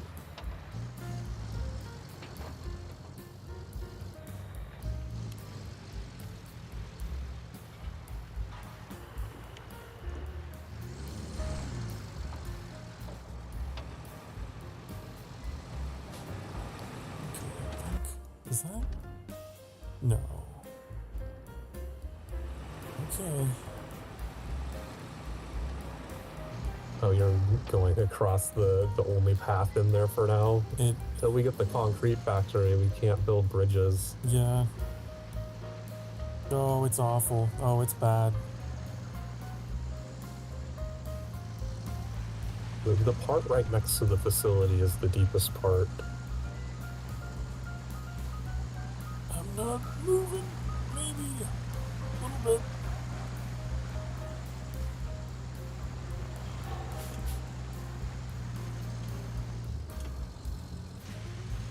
Wow, okay. Alright. Alright, these 18-wheelers can easily complete this path now. I can't do this. I thought I could do it. Good, I'll good, just... good.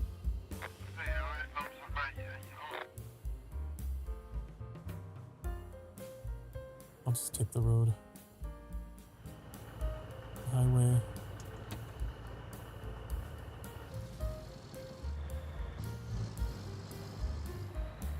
I don't know why there's a base on that island. Can't get off of it. Well, there are 2 bridges there that we just need to build. Yeah, I guess in the long term. And go both directions.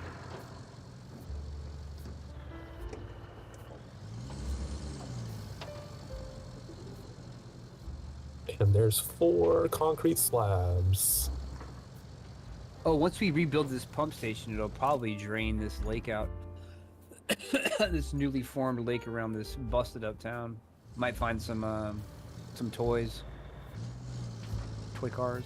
Tonka trucks. I don't think we found any on this map yet.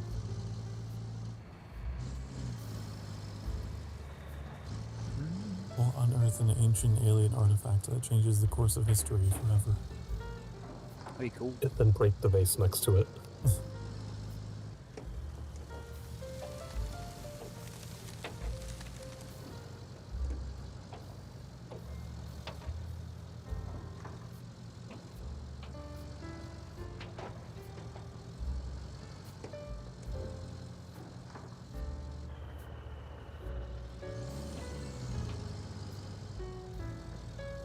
I'm actually a little surprised it's having us just pave over the railroad.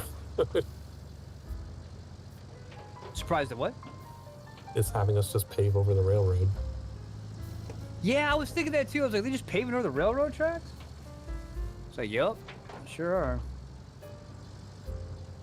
No mass That'll be a transit here. very helpful road, though. Yeah, it's a straight shot from the production facility to the railway station.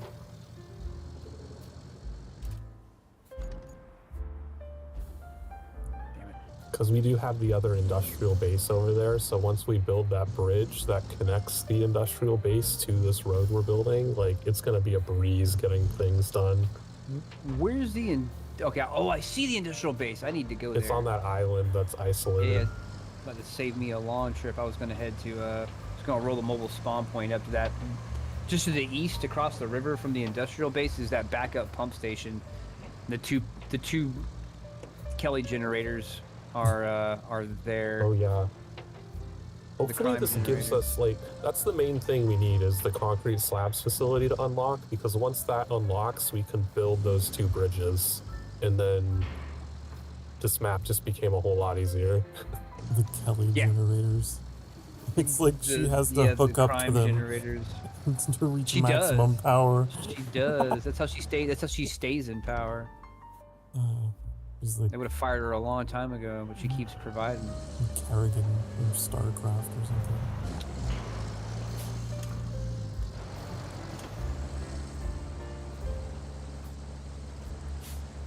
Yeah. Hope I can get up there.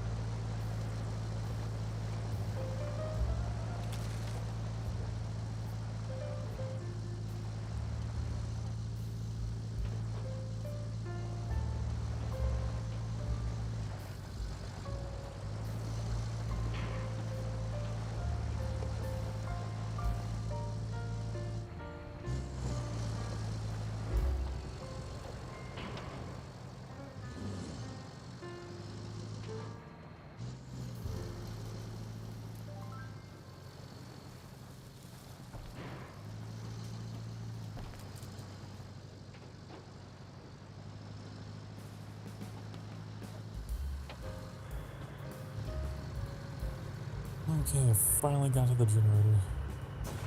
Kelly wants so badly. Oh shit! There's a bridge out right here. I'm gonna have to go. Oh, on the island? Yeah, both of the bridges are out. The only path off the island is to the south. How did you get there's- here? Oh, you took that southern path. Oh. I Yeah, couldn't there's get like across some- it. I had to Some high recover. sand that is crossable in the right vehicle. Hopefully this treaded mobile wait, do I need the mobile spawn? Jeez. Yeah, I'll try to take the mobile spawn. Yeah, I Are heard you you talk about taking the bridges, but I hadn't put it together. What's that? Where are you taking it? I want to take it up to the backup pump thing because there's 2 generators that we got to get, and that way I can run okay. one generator out with the heavy crane and then quick travel back up there and grab the other one. I think SoCar's I'll- already up there for one of them. Yep, I finally got up here. So there's Did he only take one the left. mobile spawn base? Because if he No, didn't, he it just took doesn't a- help me. Nope, it's just me. Oh, so He I can took just the drive truck my to own load thing one. up there. Yeah, it's you a just need long to get one. highways. Well, now we're running The SoCar Vegas has the odds second on one. whether or not SoCar is going to think get you- that I generator think all you the way to taught its me, but I don't location without remember. flipping. I will. Don't worry. I believe. I'm going to take my super heavy crane and not my mobile base. No pressure.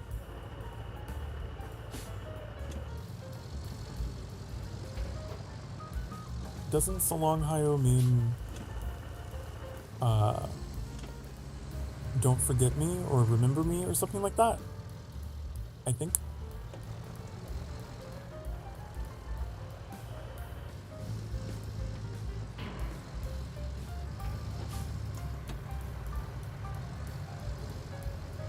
The AI got stuck on another rock. Yo.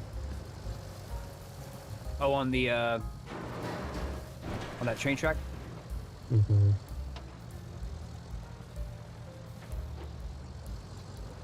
No. No, it's fine. Don't look. Doesn't sound very fine. It's don't look. No. I'm fine. You're looking at the stream right now. You see a totally upright truck, actually.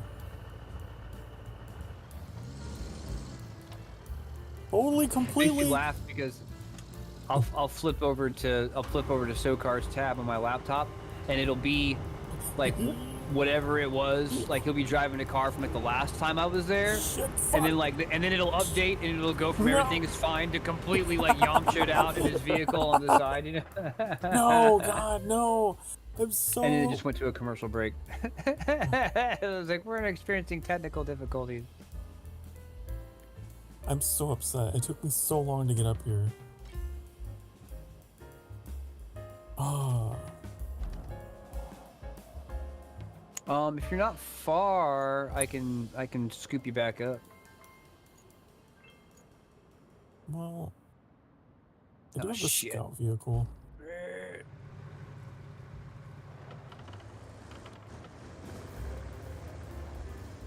The like mini crane mule vehicle, it's very bouncy.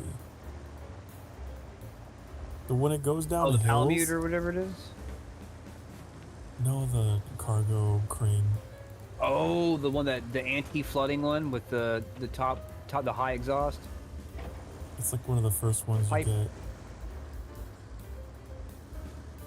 It just bounces.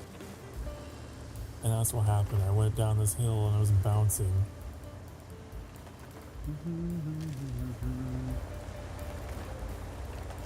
All right, well I'm coming up in the super heavy, so if you don't have it up here in about 3 minutes, I'll help get you up.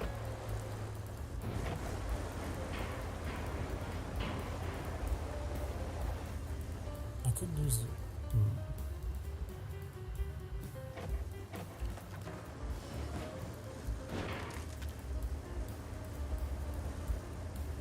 I wonder if this is Unreal 5 or if they made their own engine for this. I don't know. Because it's like just the other games they're coming out with, Docked, and the truck simulator, the American truck simulator, European truck simulator game, Road Kings or whatever.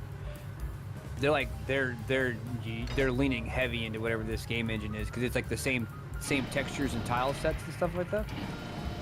So I'm wondering if they made their own game engine and are just utilizing it for the cash. Smart move if so. The scout vehicle's not One cutting it. of the best game engines that never got used was Metal Gear Solid 5. That game engine, like Kojima had that thing made from scratch, and it runs so well, and it's so optimized, and it's so great for stealth and combat and hand-to-hand, and it looks good and it plays good. And then he left the company after that, and like Konami just like grounded the engine completely, and like they could have made so many cool games off that game engine, and it just went in the dumpster. Well, Daily, A lot of companies don't actually like maintaining their own game engines because it comes at a high cost. So like, Yeah, even if it is really good, it's like they don't like to justify the expense of maintaining it. That was what they were saying about Kojima, is that everything he did costed a lot of money. Because he would just insist on perfection from everything. That was one of Konami's big complaints about Kojima. But Kojima makes products and franchises that last decades, you know? I'm bringing They a want mobile that base up cheap-ass here. pachinko money.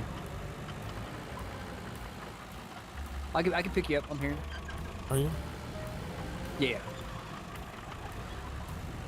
You gonna pick me up? You gonna pick me up? You gonna pick me up? Up this?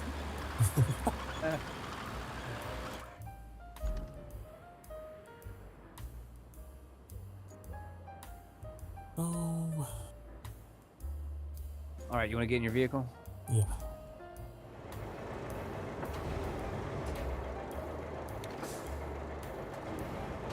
In the future, I would recommend taking the super heavy crane and just carrying it in the air. You know, probably. But in my hubris, I thought I knew better. This is the truck of yesterday. Its time has passed.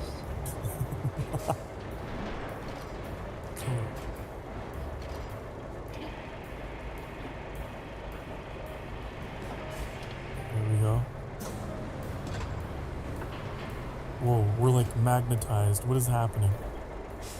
I set you on top of the homunculus is forming. I set you on top of my my anchors, and then pulled my anchors in.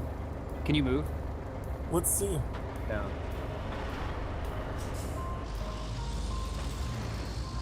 There you go. Perfect.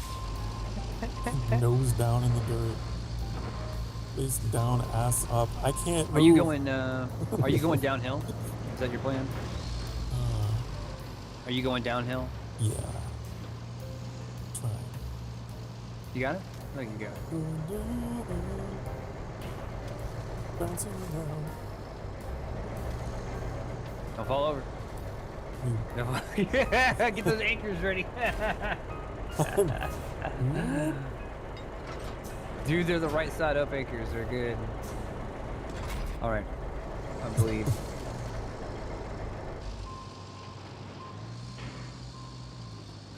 Some precarious slopes here. Okay, I need to Oh, nice. Good job, Annie. turn towards the dam, I believe. Let me double check where I'm taking this.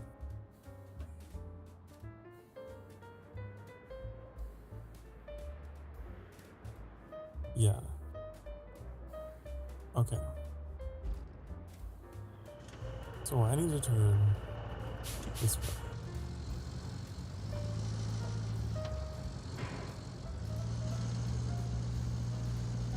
Ooh.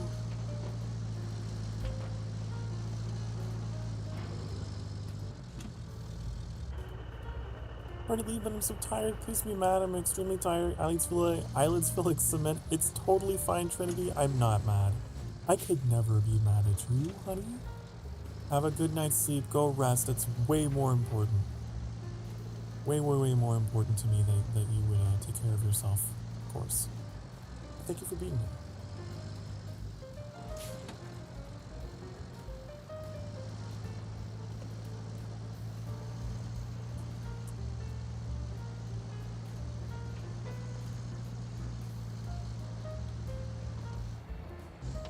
Okay, I think I'm out of the worst of it. Like, just keep calm, carry on. That thing's heavy, man. You're like digging trenches where you drive. Yeah, I think that's what it is.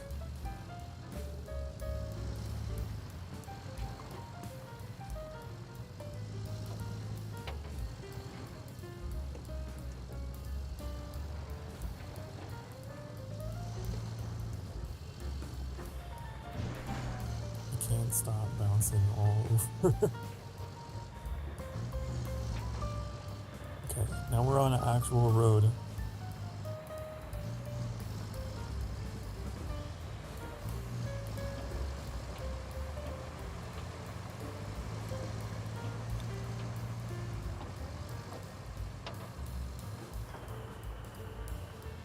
Stay on target.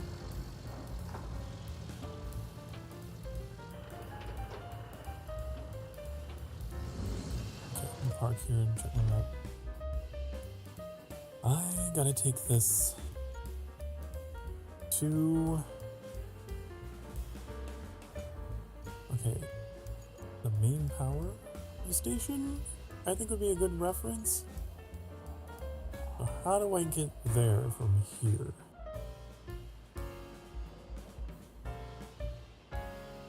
Go through the steel pipes, go through all that. West side of the map. Side? Maybe. I think so. I think it's how I gotta do it.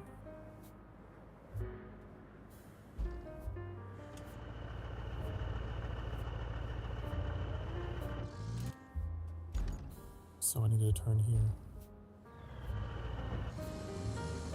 Trying to find the safest way down there.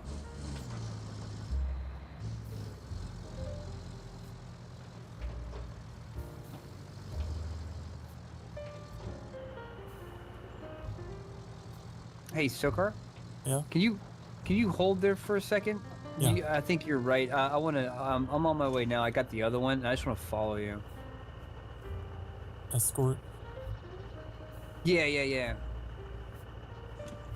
because both that way I don't have to finagle a path through as well. Only one of us has to do that, and then I can also super heavy crane things if they go sideways. You anticipate me failing.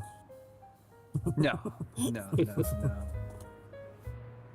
Stranger things have happened. Trust but verify. That's what Reagan always said. Hmm.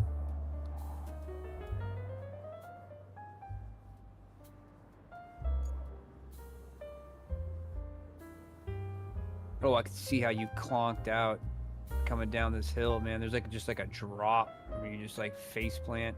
Oh, and then you go sideways. Yeah, I could totally see why you flipped here. When I worked for my dad, like carrying water heaters and stuff, I remember him telling me once,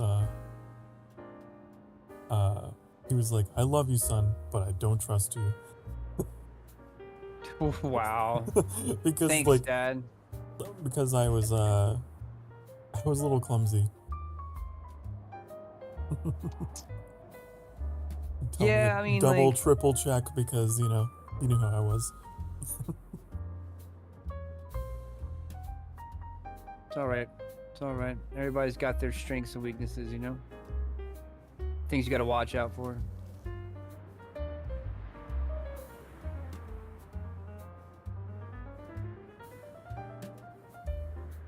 I definitely have my bimbo moments. Like, if I'm not like super locked into what I'm doing, then I'm like not really paying attention at all. I don't have a very consistent medium in that sense. But whenever I take something seriously, I'm like super locked in. And I can usually identify something that's gonna like not hold my attention, and I take notes. I'm a big note taker. Write down things. All right, I'm coming up.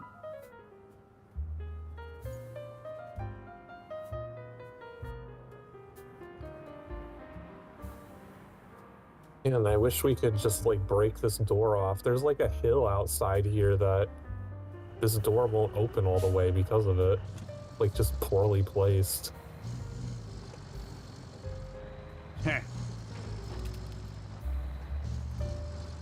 Oh, Cash just got to my character from Tales.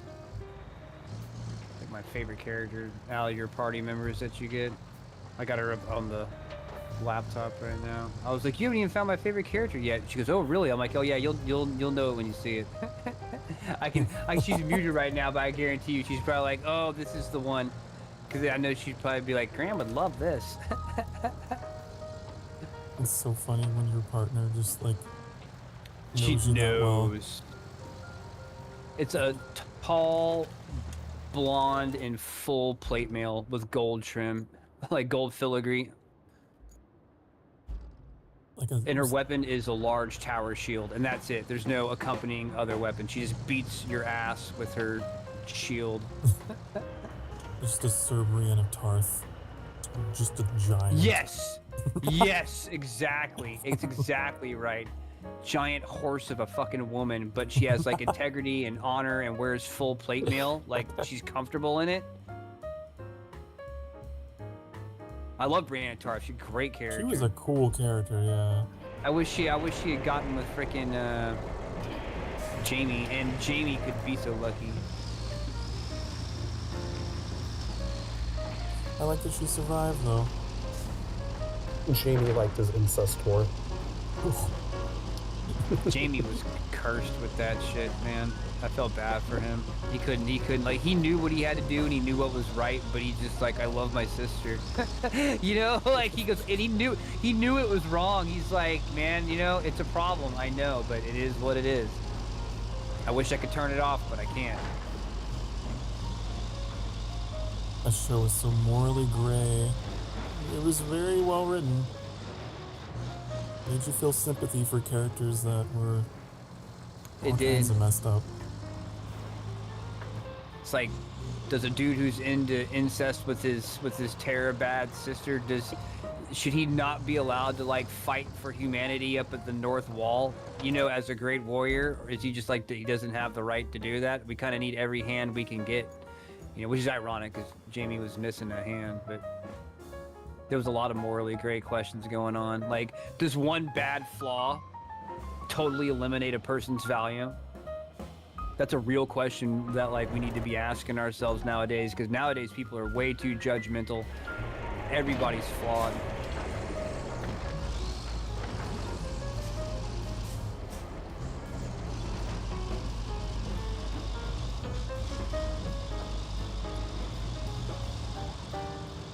Well, I guess as long as those flaws are not crutches that hurt anyone, you're still Yeah, and it's very useful. helpful if you can identify them and realize their flaws and try to at least improve. You know what I mean? That's helpful. Recognize your flaws. Don't lie to yourself. You know what I mean? That you don't have them. Yeah, you gotta know yourself. The light parts and the dark parts. He really reminds me of when I was working at the salvage yard sometimes, man. Like what we're doing right now, like me and a coworker, like, yeah, we need to take a couple trucks up to here and pick up these parts and bring them over to here. And we'd be out in like the backwoods of Alabama, like picking up heavy ass engines and loading them carefully, and then we'd follow each other down through some back highways and shit. Like literally what we're doing right now. And the instructions they give you are just like, when you hit the second mailbox on the left next to the old tree. That's all That's you got. exactly right. Some annoying chick from work's calling you on the phone, telling you what to do. Like it's too real. It's too real. It seems we're missing a barge. The flooding Speaking of. swept it away before anyone could unload the cargo.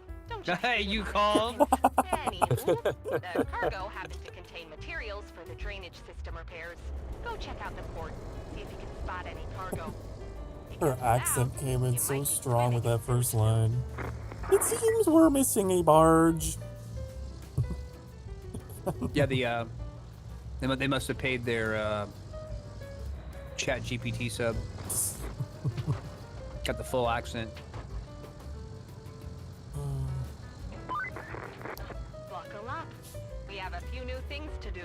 First, we need the cargo from the barge, the one that washed away upriver. I know, inconvenient. If you could search for it to the north of the port, There along might the be some river, dead people maybe on the you'll barge get that need lucky. rescuing, but if you Second, can look the after it, that'd be fishermen fine. have kindly offered us the use of their navigation equipment. We'll need that so we can open the port. God, for all she does inspection. is steal from utility people. truck loaded with it is waiting I for you at the know. fisherman's isle. All you need to do is drive it to the port. Oh yeah, The some cargo's fishermen right along loaned the it to way. us. What were their It's names, there. Kelly? And while you're at it, What were their the names? port Oh, is it was too. John and Timothy. I think it's time I tell you. I'm the head guild master of the Thieves Guild. They call me the Google Maps killer. I find people on Google Maps, and I send them out and steal their shit. You've been my pawns this whole time.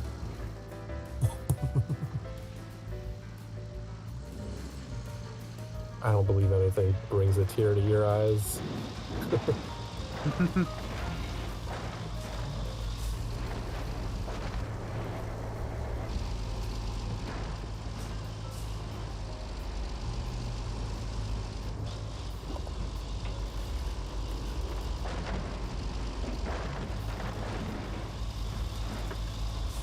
Let's SoCar scout this out. I saw you struggle through that flooded area, and I was like, I'm gonna go around. I'm gonna go the other way. I'm like Rowan trying to go through the water. Adventurer, if you go through there, you'll drown. Oh, Oh, dude. It's just a little puddle. That's actually a good episode.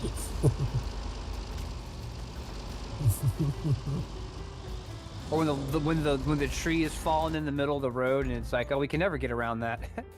yeah. These are very analogous to RoadCraft, snow running. Okay, I don't know which slot this goes in. I'm gonna drop this one right here.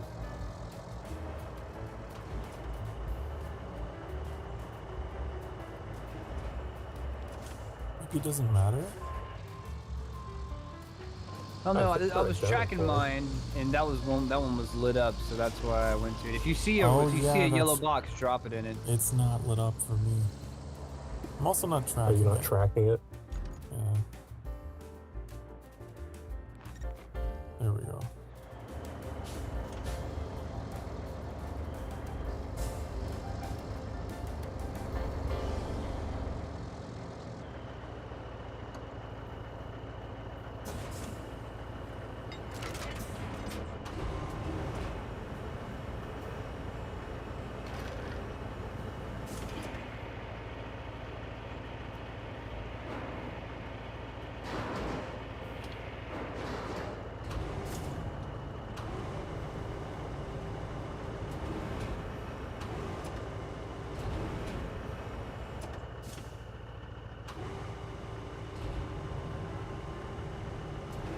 Does it extend that far?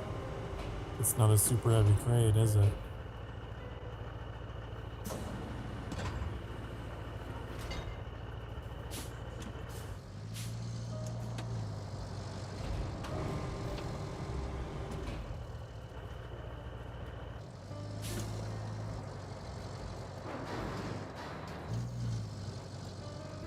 It looks like you're in a fight over there, man. Like you're grappling with somebody. A medieval duel. There's this channel, I forgot the name of. I hope I can find them again. Where they're like really dedicated to their craft and they practice sword fighting and stuff. Mhm. And they'll do like reenactments. Okay, so now you've drained the water from the flooded settlement. No easy feat, by And the it's way. so interesting Next thing to because, do like, is plot a route to the main power substation and so many of repair those it. brawls Shouldn't be end too up in hard, just right? like For you, two at dudes on the least. ground just fists with each other. Like they drop their weapons because they lose their weapons in the fight. Is it medieval style? Yeah, but they try to do it Yeah, authentically. Like this is there's, how knights actually fought. It's cool they have a channel for that. There's an organization in America called the SCA, and I'm sure there's other ones like this. But down here, the big one's called the SCA, and they're a medieval reenactments. I guess it's a word you could use, but basically they take the country and they divide it up into territories, and there's like a lord and a lady of each one, and then there's a king overall, and they got their own little things they do, and they come together and they have events. And then once a year they have this event called Gulf Wars, and they have some they bought a bunch of cheap land, like 20, well actually now it's probably like 30 years ago, out in Mississippi, right? Just back forest, thick as hell, right? Nothing around. And over these 30 years, like they've built like palisades and wooden walls. They've got a tavern out there, and it's like a project that they've all been working on forever. Oh, cool. And they go out there once a year, and they each have like this is the area for, like I said, they don't have the states. Like they divide it up into like maybe like 15 different territories, the whole United States. And like this is where the such and such, they named them their kingdoms or whatever, and they have this area that they set up. So they go out once a year and they set up tents, and they don't have a freaking, there's no like shopping area, where you buy and sell and stuff like that. You can do that if you want, but it's personal. It's not like it's not a merchant event. And they do events every day, man. Like there's large grassy field where they get out there and they're shooting arrows at each other with like, they just got blunted tips, you know what I mean? Mhm. And they got castles that they siege, and they do horse events. I mean, and like, dude, I got invited to go out there because a buddy of mine, his mom, and was big into it, and we got to go out there, and they had some extra tents they let us stay in, and we go out and watch the events, man. And like, dude, these guys would go out in the morning and they'd have like plate mail on and various breastplates and armors and gauntlets, and they'd come back in the day and that shit would be like dented up, and they're limping, and people have black eyes, and like they were hardcore out there, man. Like they were super hardcore. We got there, it's a week-long event. We got there on Friday night, and that was the night they had this thing called the Known World Party, for like the Known World or whatever.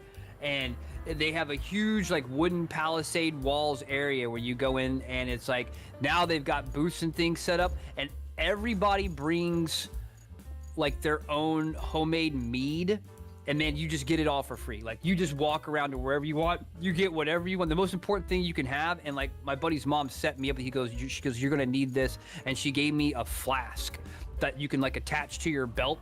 You know what I mean? And it's like, dude, you're just chugging down like honey mead and wines and things that people have been brewing all year and stuff like that. I have never been that wasted in my entire life. It was the first time I ever got a hangover. I thought I knew what a hangover was. I had never had a hangover. I don't even know how I got back to my tent that night. You're walking down dirt paths past all these like medieval looking freaking, and when I say a tent, I don't mean like a fucking camping tent. I'm talking like, I don't know how to explain it, man. We're talking a tent that's like the size of a fucking house, and they've got fur carpet down and fires going and a chimney as opening in the tent, and it's like everyone's wrapped up in furs. It's 100% like you have to park your car so far off the property. There's no vehicles. Everyone's on foot or on horseback, and it's nothing but old school medieval stuff everywhere. And dude, I stumbled my way home, and you're in dress. Everybody's in the dress. I ordered an outfit like 2 weeks ahead of time, and it was just black outfit with brown leather boots, brown leather gloves, and like a brown cloak. I was in black and brown, and man, I had my hood up, dude. And I walked home from they got a place called the Green Dragon Inn, which I think is from Tolkien. Yeah. And a big fire pit in the middle, and they had a balcony upstairs where the band plays all day, and man, you just get drinks and you hang out around the fire, and freaking the band plays and everyone just chills out. And then I was walking home from that, man, and I was so wasted after this freaking party. You go through the tents and you can hear people fucking. You know what I mean? Like it's madness, dude. And like, but everyone's so cool. It's a lot of like middle-aged people. You know what I mean? Just engaging in their hobby.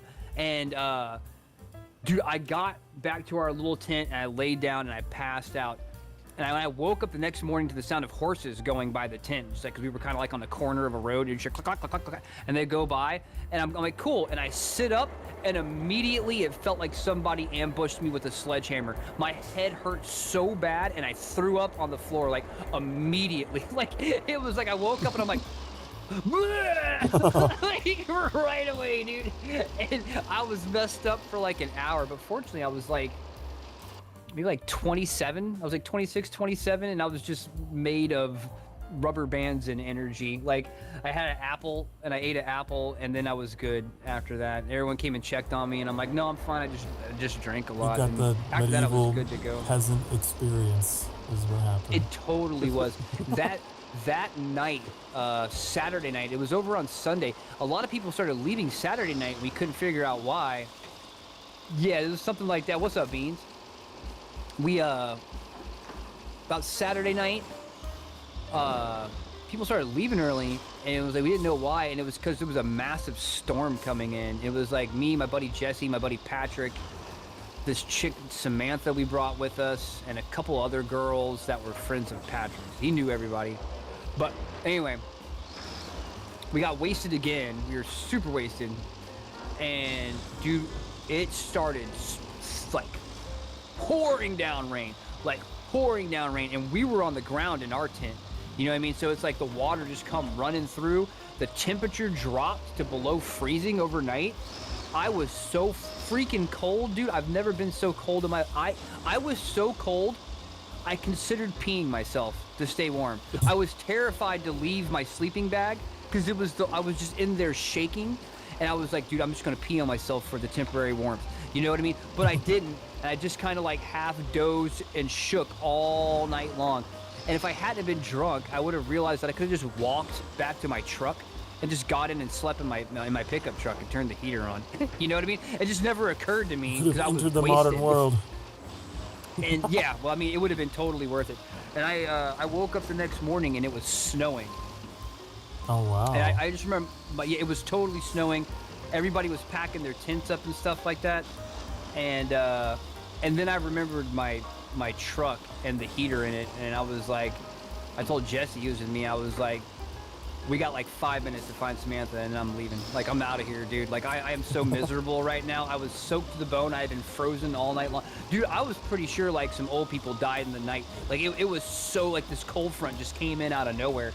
And, I remember, Jesse, everybody was quiet. It was super quiet because the snow was coming down, and everybody was just kind of miserable and freezing who was still there. And I remember... Jesse, man, my buddy Jesse, dude, he was crazy, dude. He had never been there before. It was his first time. He kind of got in trouble for like picking a fight with somebody in the middle of the night when he was drunk. I just remember he like screamed as loud as he could, dude. He goes, "I don't want to be medieval anymore." Like, and it like echoed for like miles, man. And everybody, like, people started laughing like all over the place because it was just like dead quiet, dude. And he screamed that as loud as he could out of nowhere, and people just started. He was charismatic. He was an idiot and an asshole, but he was charismatic, and everybody started just dying because everybody was feeling that, man. Like, even the people who love it, they were ready to get the fuck home. They were just packing their shit up. And after that, we found Samantha and got in my freaking pickup truck and turned the heater to max and drove home. But that was wild, dude. They go hard at that SCA stuff, man. I could never go back to like a Renaissance fair. I don't go to them no more because that ruined me. Like, it was so cool, man. It really felt like you were back in the day, man. And it was just like torchlit paths for miles and people that had, like, I love that some of the kingdoms had little wooden fortresses with like walkways along the top. It's just something they had built slowly over the course of like 10, 15, 20 years. And it had slow burn all came together to this little kingdom they made. It was totally neat. If you wandered out there by accident as a kid, I would be playing out there like all the time. You know? That's where you go, I guess, in the zombie apocalypse. Oh yeah, that would be a good setting for that. They could rent that out. But that was pre-Walking Dead.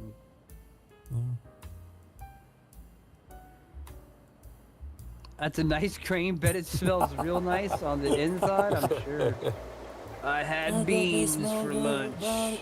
On the outside. Han Solo. Oh, which was that? Star Wars? Yeah. Wait, say it again. What was the line? I thought they smelled bad on the outside. That was the tam tam or whatever it is that he cut up. Yeah, tauntaun. I called it tam tam. It was the tam tam. The Family Guy episode. Guy version of it, like, really over-exaggerated. They make fun of it. They have him just like heavily breathing for like a full minute. He's so out of breath in the movie, so. See what objectives we got now. Oh, it's coming up on time, guys. Yeah, I was just gonna ask if we wanted to stop there since I we was all hoping I finished our could tasks. get this metal salvaged in time, but there's a scouting mission going on next time. In the side missions, return the missing cargoes. We have like 4 different things to do next time we start up. Strengthen the shore near the production cluster. I really want to do the strengthen the shore one first next time because I think that's what's going to probably give us the concrete slabs facility. Oh, it looks like we're taking a whole bunch of objects to the industrial base. I know what it is. They're gonna build a. We're just reinforcing the walls so that they don't flood. Yeah. Yeah, it looks like from the very beginning mission where you do the wall reinforcements. Although I don't see a crane, we might have to take some crane constructors because you build the cranes. We get 15 fuel for that mission. Yeah, the annoying part of that is that it wants us to take 4 of them over to that island that we still don't have bridges for yet.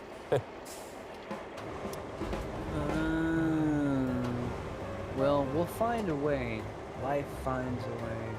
Maybe... I don't know. Yeah, you're right. I don't know how we're going to get him over there. Bean says hi. He hopes all are well. Hi. We had minimal truck homunculuses being built today, so it went well. Yeah, and we have this tractor that I think gives us a lot of beams. So I want to... We could make a metal bridge or a wide wooden bridge to get across. We don't have to make a concrete bridge. I mean, if you... we might have to. We only need to build the bridge on the one side. And Yeah, on the left side. yeah, if you want to bring the tree harvester out there and build a little bridge there. By the way, Daily, if you enjoy that kind of stuff, I can link you to another Game Grumps Power Hour where they go to medieval times.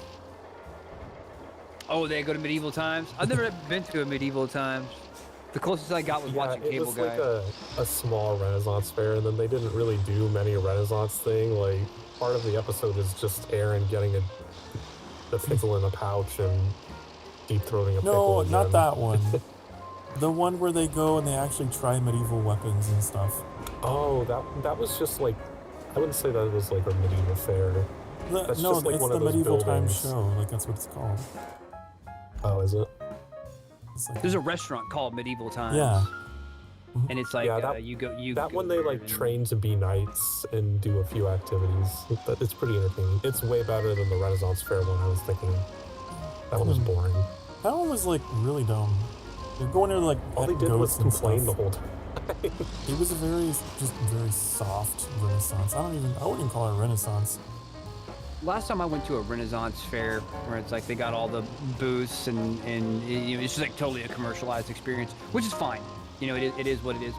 That's Like what one of the guys, went to. It was just- I was in my civvies, I was in blue jeans and like a Hawaiian print T-shirt, and a guy came up and said, "Hey man, you can't wear that. This isn't a Jimmy Buffett festival." And I said, "Dude, man, you're not even selling beer here, so don't tell me this is a medieval festival." He was like, "Fair enough." And I was like, "What kind of medieval festival? You can't buy an ale or a beer anywhere." Like, you know, he's like, "Fair enough." I'm like, "Thanks, man. You leave me alone, I'll leave you alone." Okay, we Yeah, got they gave us. Go ahead. Oh, I was just that last thing I was going to say about it was when I was at that Gulf Wars and they gave me they gave everybody this coin, like this hand forged coin. Whenever you had to pay to get in, and I still have that. Like I have that as like a sign of passage. You know what I mean? Like I have that in like in the box in which I keep all my most priceless memorabilia. Like it's very close. How was that? I was gonna say we have 6 beams now in the steel beams facility, so we can take those down to the objective. Maybe next time. It looks like we have 9 logs in our storage too. We could we don't even need to chop down trees for a wooden bridge. We can easily bring up a the resource, the mobile spawn base, and just pop it Well, open. there's with already the resource industrial base right there on that island. Oh yeah. Oh you're right. Yeah, we can do it from the other side. You just have what I to mean? Yeah. drive them a little ways around the corner. Keep getting bots. robot. Bots. Get him, Beans. We've got droids.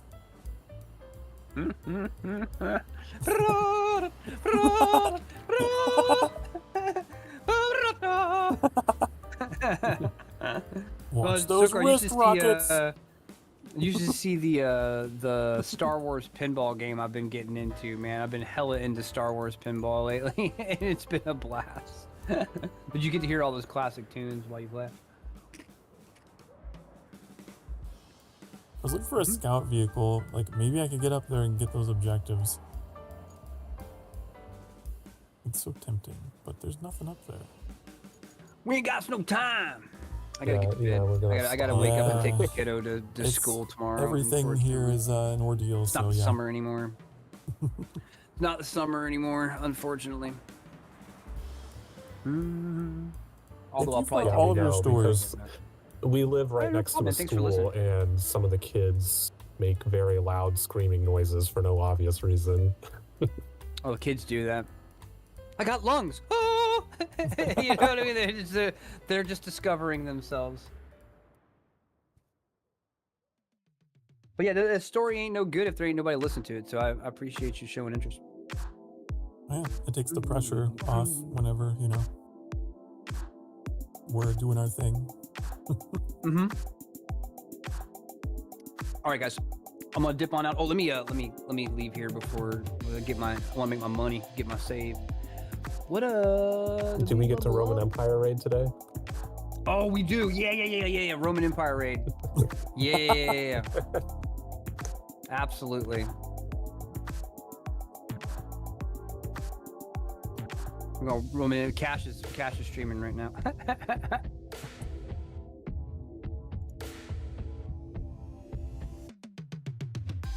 All right. I'll see you both later. Okay. All right, thanks guys. Thanks for hanging. Bye-bye.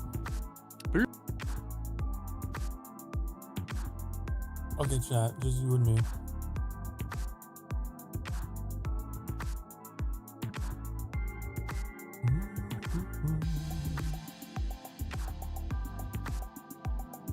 I'm trying to close the game. Oh my goodness. There's so many steps, so many buttons. Back in my day, when I wanted to turn off a game, I would just turn off the power.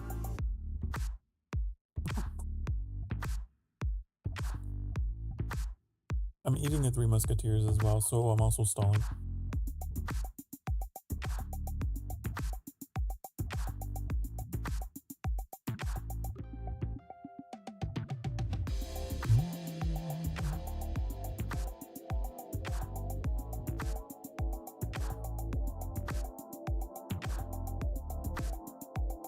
Okay.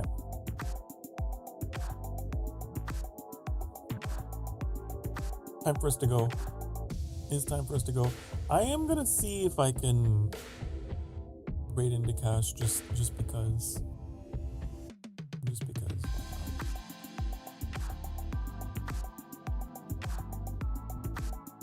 If I can remember how. If Father can remember how to do raids,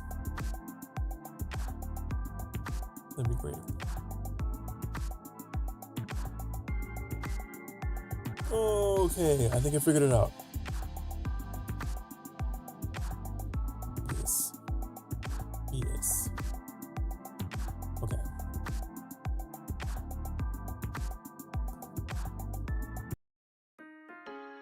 It is that time.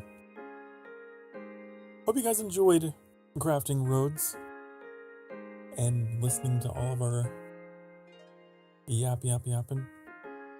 But it is time for me to take my leave. So, be good to yourselves, be good to each other. Remember, you deserve to be loved, you deserve to be happy. And I will see you tomorrow. Tomorrow is Friday. Tomorrow is Femboy Friday. Tomorrow is Cozy Coffee Conversation Day. So be sure to stop by tomorrow at, was it 5 p.m. Central Time? And we'll have a nice just chatting stream for a few hours. So, you got that to look forward to. But until then, I will take my leave. I'm going to take us over to Cash. Okay? To go over there. You heard it Femboy Friday. My brain realized stream was ended. Yeah. Sorry. Was that your, wake up word from your hypnosis? And you are awake when I say Femboy Friday!